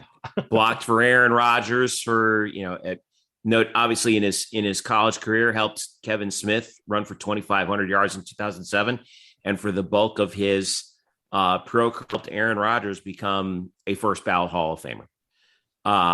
There's no doubt about that. And Josh, an unsung hero, but man, what a career. What a great career. How about you, Eric? I know who you're going to say. Well, I'm going to take the other 3 here because we got to mention all of them. Let me start with Blake. I think he's become underrated. I think he's become underappreciated. We've kind of, there's been a lot of UCF fans that have joined in since 2016-17 range. We'll just leave it as that feel that Mackenzie Milton is the greatest of all time. I get that. He's in the argument. You got your Culpepper. I think Blake needs to be thrown into that conversation. I'm going to give you the stat. Blake Bortles, in basically 2 years of starting, because there was that year where he was splitting with Godfrey, whatever. And he never started. Correct, never started. In the 2 years he was a starter, he led UCF to 6 fourth-quarter comebacks during those 2 years. 5 of them on the road, 5 of them in that 2013 season. You and I, Jeff, were at a local establishment one Friday night, and we'll probably bring this up next week because we have Louisville next week. And to me, one of the most important games in the history of this program. Who knows if they don't come back against Louisville, they don't win that conference, they don't play in the Fiesta Bowl. Who knows if we're even going to the Big 12, right? Not just a fourth quarter comeback, but also tied, as we found from this past Thursday, tied with the Boise State game and Illinois State 1984 as the biggest comeback in school history, down 28-7 on the road in Louisville against Teddy Bridgewater. Devontae Parker, who's in the NFL. Parker, the stacked Louisville team. Good Charlie Strong defense. So people love to make fun of Charlie Strong, Texas and USF, right? Let me tell you something. Charlie Strong was the hot guy in Louisville, And that team, they were a top 10 team all year. Yeah. Top 10 team. He let him in that comeback, let him in a comeback at Memphis, let him in a comeback. Pass Jeff Godfrey in the final seconds. Against Louisville. Iconic moment. 6 fourth quarter comebacks. In comparison, Mackenzie Milton had 2. And there's an asterisk with that because one of those 2 was the Mike Hughes kickoff return for a touchdown. If you ask me, I got one drive to win the game. My life depends on it. Which UCF quarterback I'm taking? I'm taking Blake Bortles. because I think he's the most clutch quarterback. Fourth quarter, nobody I would take better than him. Is he the best of all time? Maybe, maybe not. But he's like, to me, he's John Elway, because John Elway had a lot of fourth quarter comebacks. Maybe he's not the greatest quarterback of all time, but man, I have no problems with him being in the foxhole there at quarterback. That's how highly I think of Blake. And I think people have lost track of that because he was a big part of that Fiesta Bowl. I hope people still bring him up. I think he's at that level with Milton and Culpepper, tier 1 greatest UCF quarterbacks of all time. People go back and look at those 2013 games, the Houston game, the obviously the Louisville game we know about, but that Houston game where UCF gutted out a win. I go back to the USF game on Black Friday. Yeah. It looked like the wheels were coming off in that game. And in the fourth quarter, he found a way to get UCF on top. And it was hit Perriman for the game-winning touchdown in the fourth quarter. I was on the sidelines for that. It was a classic team that just found a way to win, and it was because of the quarterback. I want to shout out Afia. It's easy for us to overlook her, but first UCF Olympian. About like the Big 12. Here's one thing I want to mention here. I think a lot of fans around the general college sports fans, all right, don't look at your non-football, non-basketball sports as really being serious until you produce someone who goes to the Olympics.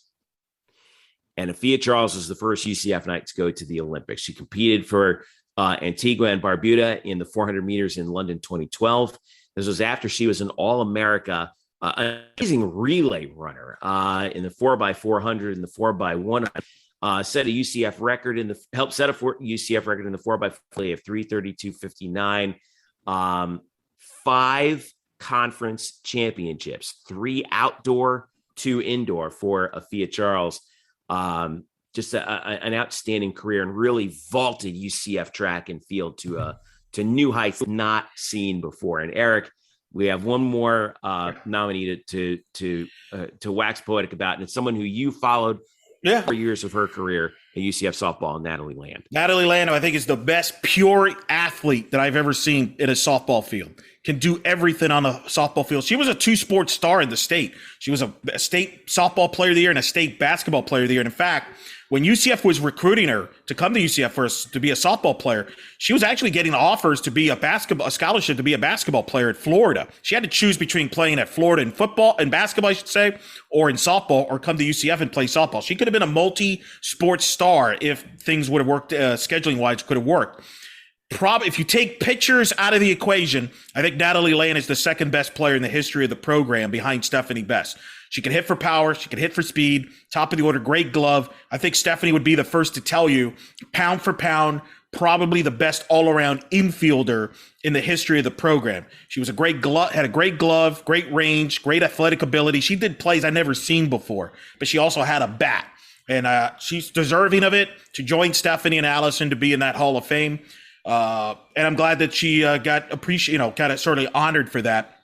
Tremendous achievement for her to be inducted in there. And, Afia Charles, I think you mentioned it, being in the Olympics, big role in that, in the year of the Olympics. Ironic with obviously the big track year we just had with the new star. I think it's only fitting that Afia Charles also gets in, although and hopefully this opens the door for track and field. This is their first track and field athlete inducted into the Hall of Fame. There are others that probably should be in as well. Jackie Coward, who you covered and interviewed, should probably be the next one that gets in there. Ariel Scott won a national title. Ariel Scott, I think she's next in line. I think. I think down the road. I know she's had some post UCF issues, off the field issue that maybe some people use that against her, whatever. But hopefully down the road that kind of gets all squared away. Now, both of you have questions, so I will answer these questions since because I know you obviously you're happy with this class. I think this is the second best class of all time. I think it's slightly 19 is better than 21, but you can make the argument those are your 2 best Hall of Fame classes in recent memory. But you guys still have questions, don't you? Some questions about others that maybe should have been considered. I would have liked to have seen 2 football players from back in the day get more consideration. I think that Darren Slack, the fact that he's not in the UCF Athletics Hall of Fame right now, is a travesty, considering he finished as the all-time leading passer and along with Mike Kruzek, really set up UCF to be the offensive power that they became in the late or in the early D1 AA era that eventually moved into the D1 era. I mean, the mad scientist Mike Kruzek started with going 5 wide with Darren Slack and slinging the pill around the Citrus Bowl. And then the other guy who really needs to get in, and I really do believe this, is Mark Giacone. His performance against Youngstown State in the cold in the Division 1 AA playoffs is the stuff of legend. And I've talked about him, and we've had him on the show before.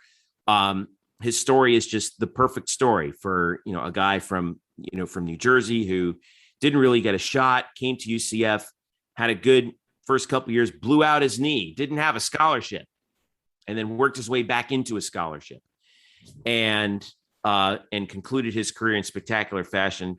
Those two guys, Darren Slack and Mark Giacone, I think really, I hope that the next time we have another Hall of Fame round of voting, that those guys get the consideration that they deserve. Drew, you got any guys? Well, I was also in the Mark Giacone camp as well. As far, it seems to be there's a break. And if you're not part of this new generation, you're being, left out, and that's not right. You have to look at the value that person brought to their respective sport, the program, and I know the other guy. I know there's baggage there. He fell on a sword, but I think it's time to let things go. Gene McDowell, the guy who rescued UCF athletics. There would be no UCF athletics without McDowell. He brought it from the brink of absolute folding. They need to let things go and bring him in. He fell on the sword for stuff that went wrong with the cell phone incident and everything years and years and years ago. But in retrospect, that's a lot more minor than other things that we've seen happen elsewhere. I think it's time to let it go. Bring him home. He's no longer with us. Now is the time to enshrine him. All right, so I'll address all of that. I think there are some things that in play right now. From what I'm hearing, they're going to try to do this annually, which I think will help get more people in. The other interest right now looks like they're keeping it at 5. If you look at and I'm not going to break down all the rules they have, but you can follow it online on what the criteria is, things like that. One of the issues that guys like Giacone and Slack are all going to have is they're going up against current UCF football players in the last 10, 15 years. They're not. It's kind of like the major MLB Hall of Fame, where the older guys, if you're going up against the current guys, you're not going to get the votes. So I think for them to get in, you're going to have to, increase the number of people you induct per year. Other schools do this, where they go to 7, 8 people, but also include a different category where maybe you go with some of the people from that era and you pick one each year. I don't believe they're going to get in under the current criteria because their competition is too stiff. Maybe what you do is, maybe now is the time for the guys who run the Hall of Fame to have a veterans committee, right? Well, the problem is some of them are veterans already. That's kind of the issue, which is kind of the fascinating thing about it. Some of the members in that committee have watched them play. This is not an issue of, hey, I didn't see that guy play, which is kind of the interesting thing about that. But I think you have to expand the class for them to get in. The other issue is there's pressure there to make sure this is not just a football Hall of Fame. I mean, you got two football, and that's true. It should not, because it takes away from the other sports. And one of the issues, like for example, Josh Sitton is getting in because of his NFL career. You look at Brandon Marshall 2 years ago, got in because of his NFL career. So basically, football has multiple ways of getting in that other sports don't. So there's a sense in talking to people around this, okay, is that there's already enough things in football's favor. Why are we going to add more to this when you're at the expense of other sports? Which is why, again, I would expand the amount of people you induct, because you have more you could do more. You could have more female athletes in. You could have other sports involved. I mean, because I've studied this, pretty much every Hall of Fame class, except for 2 or 3, have had at least 2 football members in the Hall of Fame. So that's I don't know if that's a problem, but that's part of the equation here. And then if you're Slack and Giacone, you're just not going to get the votes over a Blake Bortles. Just not. It's not fair. You could say it's not fair, but that's their competition right now. So to me, you got to come up with a different category. Otherwise, they're not going to, unfortunately, make it. And as far as the Gene McDowell thing, that has been a red hot topic for a while. I can tell you that has been, I have been told in past years, in these committee members, it's gotten very loud. Like it's when me and Jeff usually do a show. It's loud, that loud. Maybe they should invite us in. No, but there's been a lot of arguments because there's been people about, and the reason he's not in, for those that may not be aware, is he has a felony charge going back to the cell phone scandal against UCF. There are some. Well, he was a felony conviction.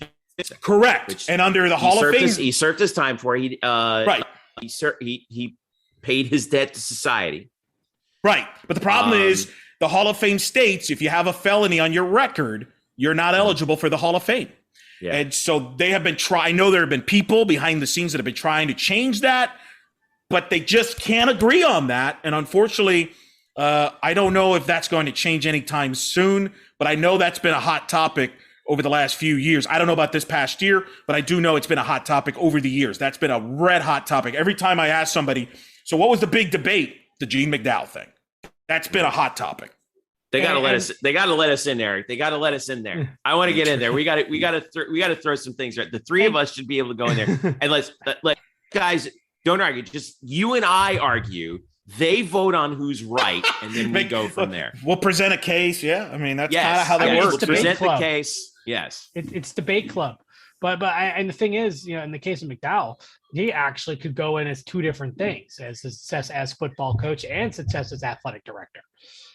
You can almost chop them apart, right? And still make a viable case. But again, the case is he has a felony. That's the felony thing. So that's the thing you have to change. And some of the reason why they haven't changed it is some of the members are like, well, if we change it for him, what happens if there's another athlete that has a felony charge? What about that? And I'm not going to, I mean, there's a football player that's had some legal issues recently that's probably not going to be in the Hall of Fame anytime soon. He would have been a lock if it wasn't for that. I'm not going to mention who it is, but you guys can figure it out. He played with Josh Sitton. I'll leave it as that. Yeah. Mm-hmm. Drew knows. Drew's light bulb just came up. Like, yeah, I do know who that you're talking about. So, let's go to some of the action from the past week, guys. We try and quickly wrap things up here.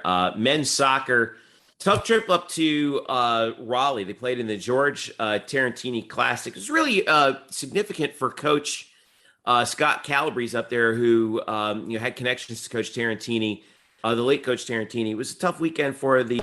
As they lose 2-1 to number 10, Virginia Tech, and 2-1 at North Carolina State. In the Virginia Tech game, UCF actually had a lead on a Luca Dorado goal, but then Virginia Tech scored 2 goals within a span of 18 seconds to take a 2-1 lead. And that's a lead that they would not relinquish. The shots again up for UCF 15, but they got outshot 15 to 13. And then the NC State game, they fell down 2-1. They got one back by Gino Vivi. Eric, did you see that goal by Gino? That was a total golazo. Saw the clip. Holy smokes. If you see the clips, you got to see it. I do encourage you to read our nightcap, which goes up every Monday, that recaps the weekend. Bryson on top of it, man. Bryson Turner all over it. Thank you so much. It's Bryson Turner on Twitter. Both those teams are good, NC State and Virginia Tech. So I think these are pretty good measuring sticks. But right now, men's soccer, Eric Lopez at 1-3, not an ideal start, but they're back home Saturday, 1 p.m. for Florida Gulf Coast. Yeah, hopefully get a good note there, non-conference wise. And again, the question will be: have you figured out the goalkeeping situation? Matt Douglas has played in 4 of the 5 matches. So it seems like they've leaning towards Matt Douglas. Still some defensive breakdowns that they got to clean up a little bit. Had some chances, but yeah, you're right. I mean, this is a big match here. You hopefully want to get some positive momentum before conference. By the way, how quickly is conference play upon us? This is the last non-conference game. That's right. September 11th. Time September flies. 18th, Saturday at Memphis, conference play for men's soccer is underway. It is that fast, folks. Wow. Man, they really need to do that 2-semester season as soon as possible, because these seasons just fly by so quickly. Women's soccer right now at 3-2.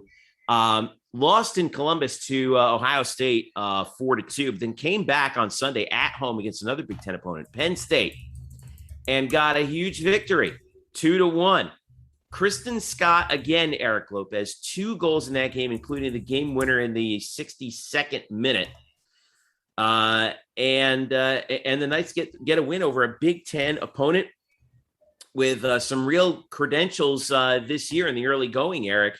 But I think the story right now, Kristen Scott it has emerged as a real threat. She's got 4 goals on the season so far. She's been clutch about it too. I'm really excited about what I've been seeing from her. Yeah, and she's been the big difference maker. She's returned to her form in 2019. She had a limited spring, but she didn't score a goal in the spring. She had a monster game against Texas. She has a big match against Penn State. This was kind of a weird match because I think they had a 90-minute rain delay? Yeah. A weather delay issue. So they had a late night. It kind of got lost in translation. Drew, I heard there was a rumor. There was a former UCF quarterback apparently playing Sunday night that people were kind of mildly interested in during that time frame. So I don't remember his name. Or may not have been. Might have been Daryl. Was it Daryl Mack? I don't know. Might have been somebody else. Anyway. Noah Vedral? Could have been Noah Vedral. No, it wasn't him either. But he was a conference champion. Ryan Schneider. Schneider is a good one. So anyway, so we lost track of this match. Thankfully, Bryson was the only one that followed it. But it's a big win. It's a big top 10 win against Penn State. You get a split after a rough outing at Ohio State. Big for Coach Sadak there to get a split. That's a resume win. Penn State, Texas. Now you go on the road to Ole Miss. And then the big one against North Carolina. Mm-hmm. That's a monster matchup on Sunday. I'm not thrilled about the being on a Sunday because there's this thing called the National Football League that me and Drew are going to be focused on. But that's a big alternative program, and I'll be watching that probably in the archives on ESPN+. Opening day. Opening day of the NFL. A lot of UCF guys there. But, yeah, UCF, North Carolina, big. But positive signs for UCF that they could be a contender in the American. I think that this team is clearly a different team when they play with the lead than where they're behind. That's the one thing we've learned so far this year. When they fall behind, they have trouble countering and trying to even the score. They're not a team that wants to explode and open it up. They want to score and then just kind of grab you. So we'll see. Yeah. On the other side, for volleyball, they went up to South Carolina. They took 1 out of the 3 matches that they played. That one was against Clemson, by the way, where UCF beat the Tigers in 4. They hit 292 for the match. McKenna Melville with 19 kills to lead everybody. So that was a big start to this to the Palmetto Showdown that they were at in Columbia, South Carolina. But then they played number 10 South Carolina twice. And it didn't quite go so well. They got swept in the first one. McKenna had 22 kills, but then the rest of the production was pretty low. Tally Marmon had 5. Anne-Marie Watson had 4. Kyla Manning for South Carolina was fantastic. Even though UCF held South Carolina under 300, UCF still didn't hit above 200 in any set. But then they played them again the next day, actually for South Carolina. I'm sorry. Lost to them in 4. UCF won the third, where they really hit well, 330. McKenna had another 20 kill outing, a little bit more production from the people around her too. Anne-Marie Watson had 8, Tally Marmon had 7.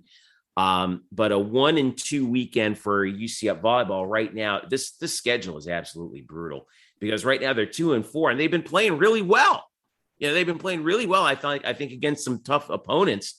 They come back home, doubleheader Friday, Florida Gulf Coast in the morning, Florida State at night. That's on ESPN Plus, and then Georgia on Saturday. I'm going to be calling that Friday night game, Eric Lopez and Drew Glukov against Florida State. That's going to be a lot of fun. Remember, UCF played Florida State in the NCAA tournament in the first round in 2019, beat them. First time UCF had advanced in the NCAA tournament in 16 years when that happened. I know Florida State's going to want some revenge from that, but we're playing them at the venue. I think this is a weekend where UCF really has a very good shot at going 2-1. And possibly if things break the right way, they go 3-0. That could be an impressive 3-0 against Gulf Coast, who's a very good team out of the A-Sun. Preseason favorite once again. And then Florida State and Georgia, who should be very competitive in the ACC and SEC respectively. Again, we talked about this last episode. Where's the scoring coming from if it's not McKenna? I think is the underlining deal. I mean, McKenna's averaging 5 kills per set, which could be on track. That's a lot to challenge Minchikova for a single season record of kills per set average. She's hitting 266. The second highest kills person is Anne-Marie Watson. Tali Marmon, 56 kills, but she's only hitting at 158. As a team, they're hitting 212, and that's with McKenna at 266. You're right. I mean, now part of that is the competition, the size. We've talked about the issues they bring in there. But, the balanced scoring still kind of working itself out there. By the way, SEC Network, do better on your TV feed there. I had the South Carolina on. They had this weird angle where it was from the top, and it was like from one side of the court, and it had one camera shot. It was weird. Like, come on. That's it? Like, come on. It's supposed to mean more. Wow. Yeah, that was it. Yeah. Well, as you just as you means guys, more. No scoreboard bug or nothing. As you guys both said last time, the problem with these good teams is they're basically boxing McKenna into a corner, and they're forcing someone else to step up, and no one. Their whole MO right now is just we're going to take you out, and what else do you have? Yeah, and no one's been rising up. McKenna's arguably the best volleyball player to ever play at UCF, and this last year she's being put in a corner, not for anything that she's done, but that's just good teams doing good planning. Yeah. And I mean, they know how to game plan, but it's one thing to be able to say, okay, our game plan is to shut down McKenna Millville. It's another thing to actually execute it. I don't think teams in the American can execute it all that well, as we have seen the last 3 years. Right. But when you play these larger, more full, I hate using this power conference teams, right? Well, they're top-ranked teams. Top-ranked teams. Your Penn States, your Georgia Techs, your South Carolinas. That they have the athletes to do it. They have the depth to do it, and the size. Because the thing that they have is both the size and the athleticism, right? Which and the brain power. They all have that.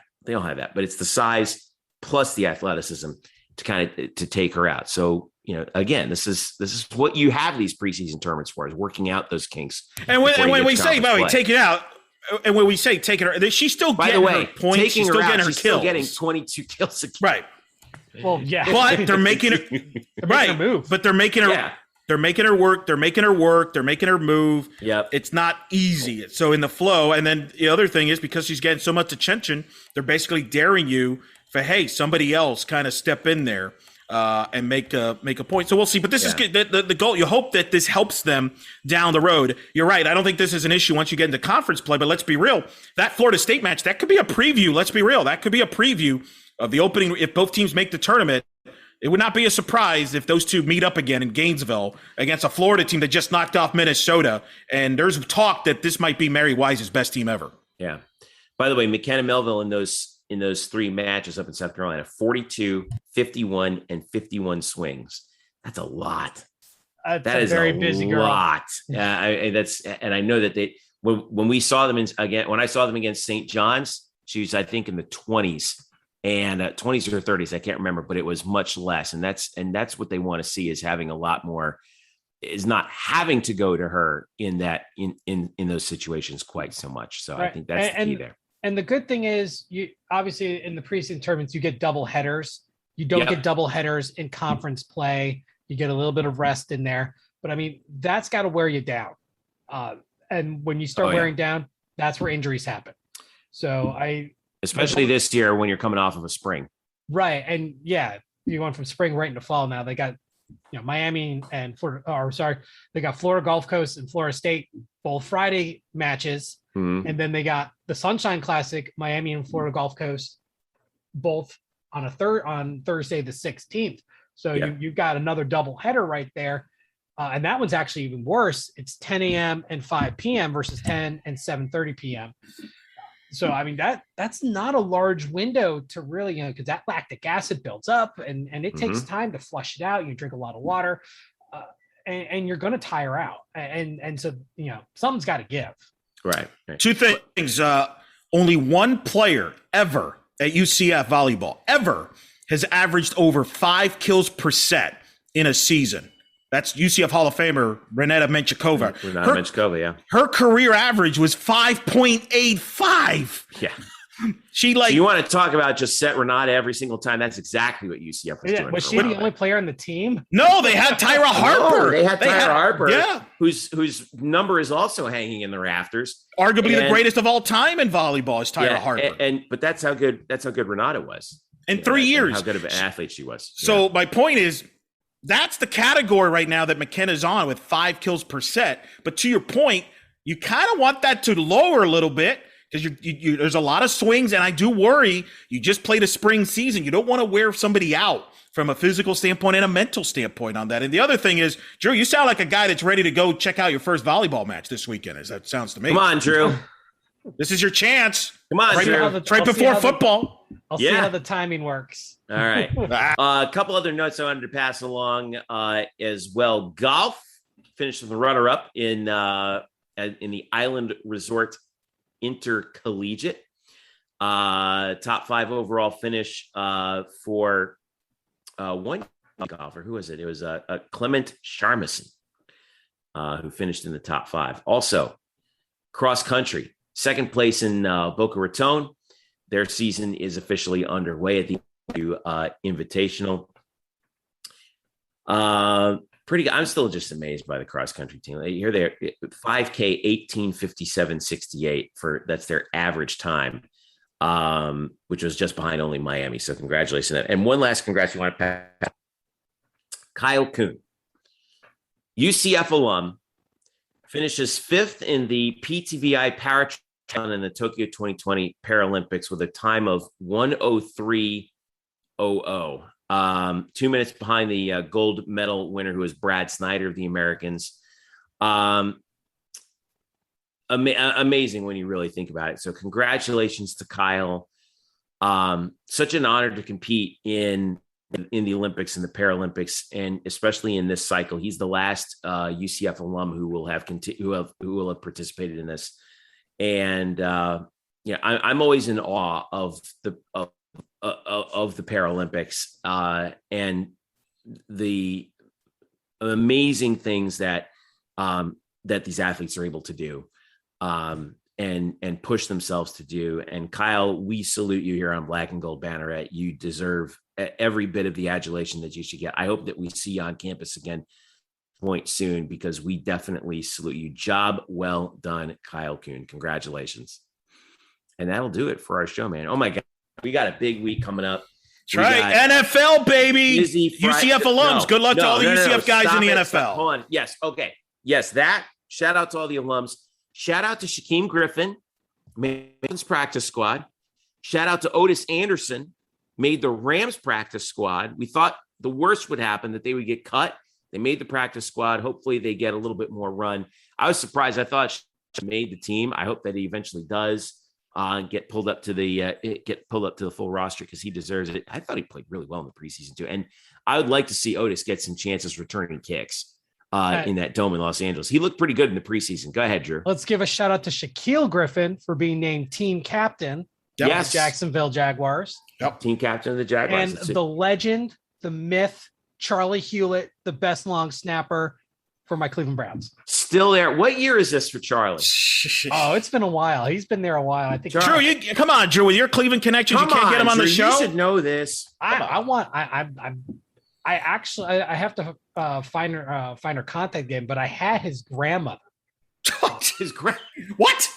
You better clear that up real fast. I had a contact. I had a contact for his grandmother. She reached out to me once, and I just have to find it. I wrote something, and I don't remember what it was, and it was something about Charlie, because I was a long snapper. I actually almost walked on to UCF to be a long snapper because the guy was terrible. So I have a deep affection for long snappers, and to have a UCF alum playing on my childhood team, the Cleveland Browns, I mean, that's like perfect. Now, all I need to do is somehow find a way to acquire a team issued or game worn jersey. It must go into the closet. Charlie's heading into his 7th year in the NFL, or he has 7 years of experience. This is year number 8. Is, 31 years old. The highest paid long snapper in the league. Yeah. You know, I mean, what a great, what a job, right? I mean, he just does one thing extraordinarily well. And that's all he's got to do. And he's turned it into a really good career. They should have long snappers be in the Pro Bowl. Don't you think? We have special teams guys. They should have both teams should have both Pro Bowls teams should have a long snapper. Why not? Why not? Right. We need Charlie needs. I think Drew would rather have him getting ready for a Super Bowl in Los Angeles, which I think is possible this year. I mean, that duh. Wouldn't rule it out. That's a duh thing, of course. Also, Gabe Davis, Buffalo. Let's not forget as well. Traquan Smith, very important year for him with the Saints as well to name. So there's others, obviously a ton. We'll keep you in track on that on Black and Gold Banneret. But there's this other thing going on this week. I don't remember what's it yet? There's some music could drop on Friday. Friday, yeah, we might be busy on Friday. Believe it or not, there's volleyball. Obviously, I don't know what else could it be. I don't know. I mean, maybe they'll call a press conference or something. I don't know. We'll see how it works out. Oh yeah, the Big 12. So hopefully we'll be there for all the stuff that's going to go down with that. Assuming all goes well, it seems like it will. Yeah, here we go, man. We are on the precipice of a new era in UCF athletics, and we're going to be there with you all the way here on Black and Gold Banneret, UCF_Banneret on Twitter, blackandgoldbanneret.com, part of the SB Nation network, and also at facebook.com/Black and Gold Banneret. You can follow us individually at Jeff_Sharon, Eric Lopez Elo, and Stat Boy Drew.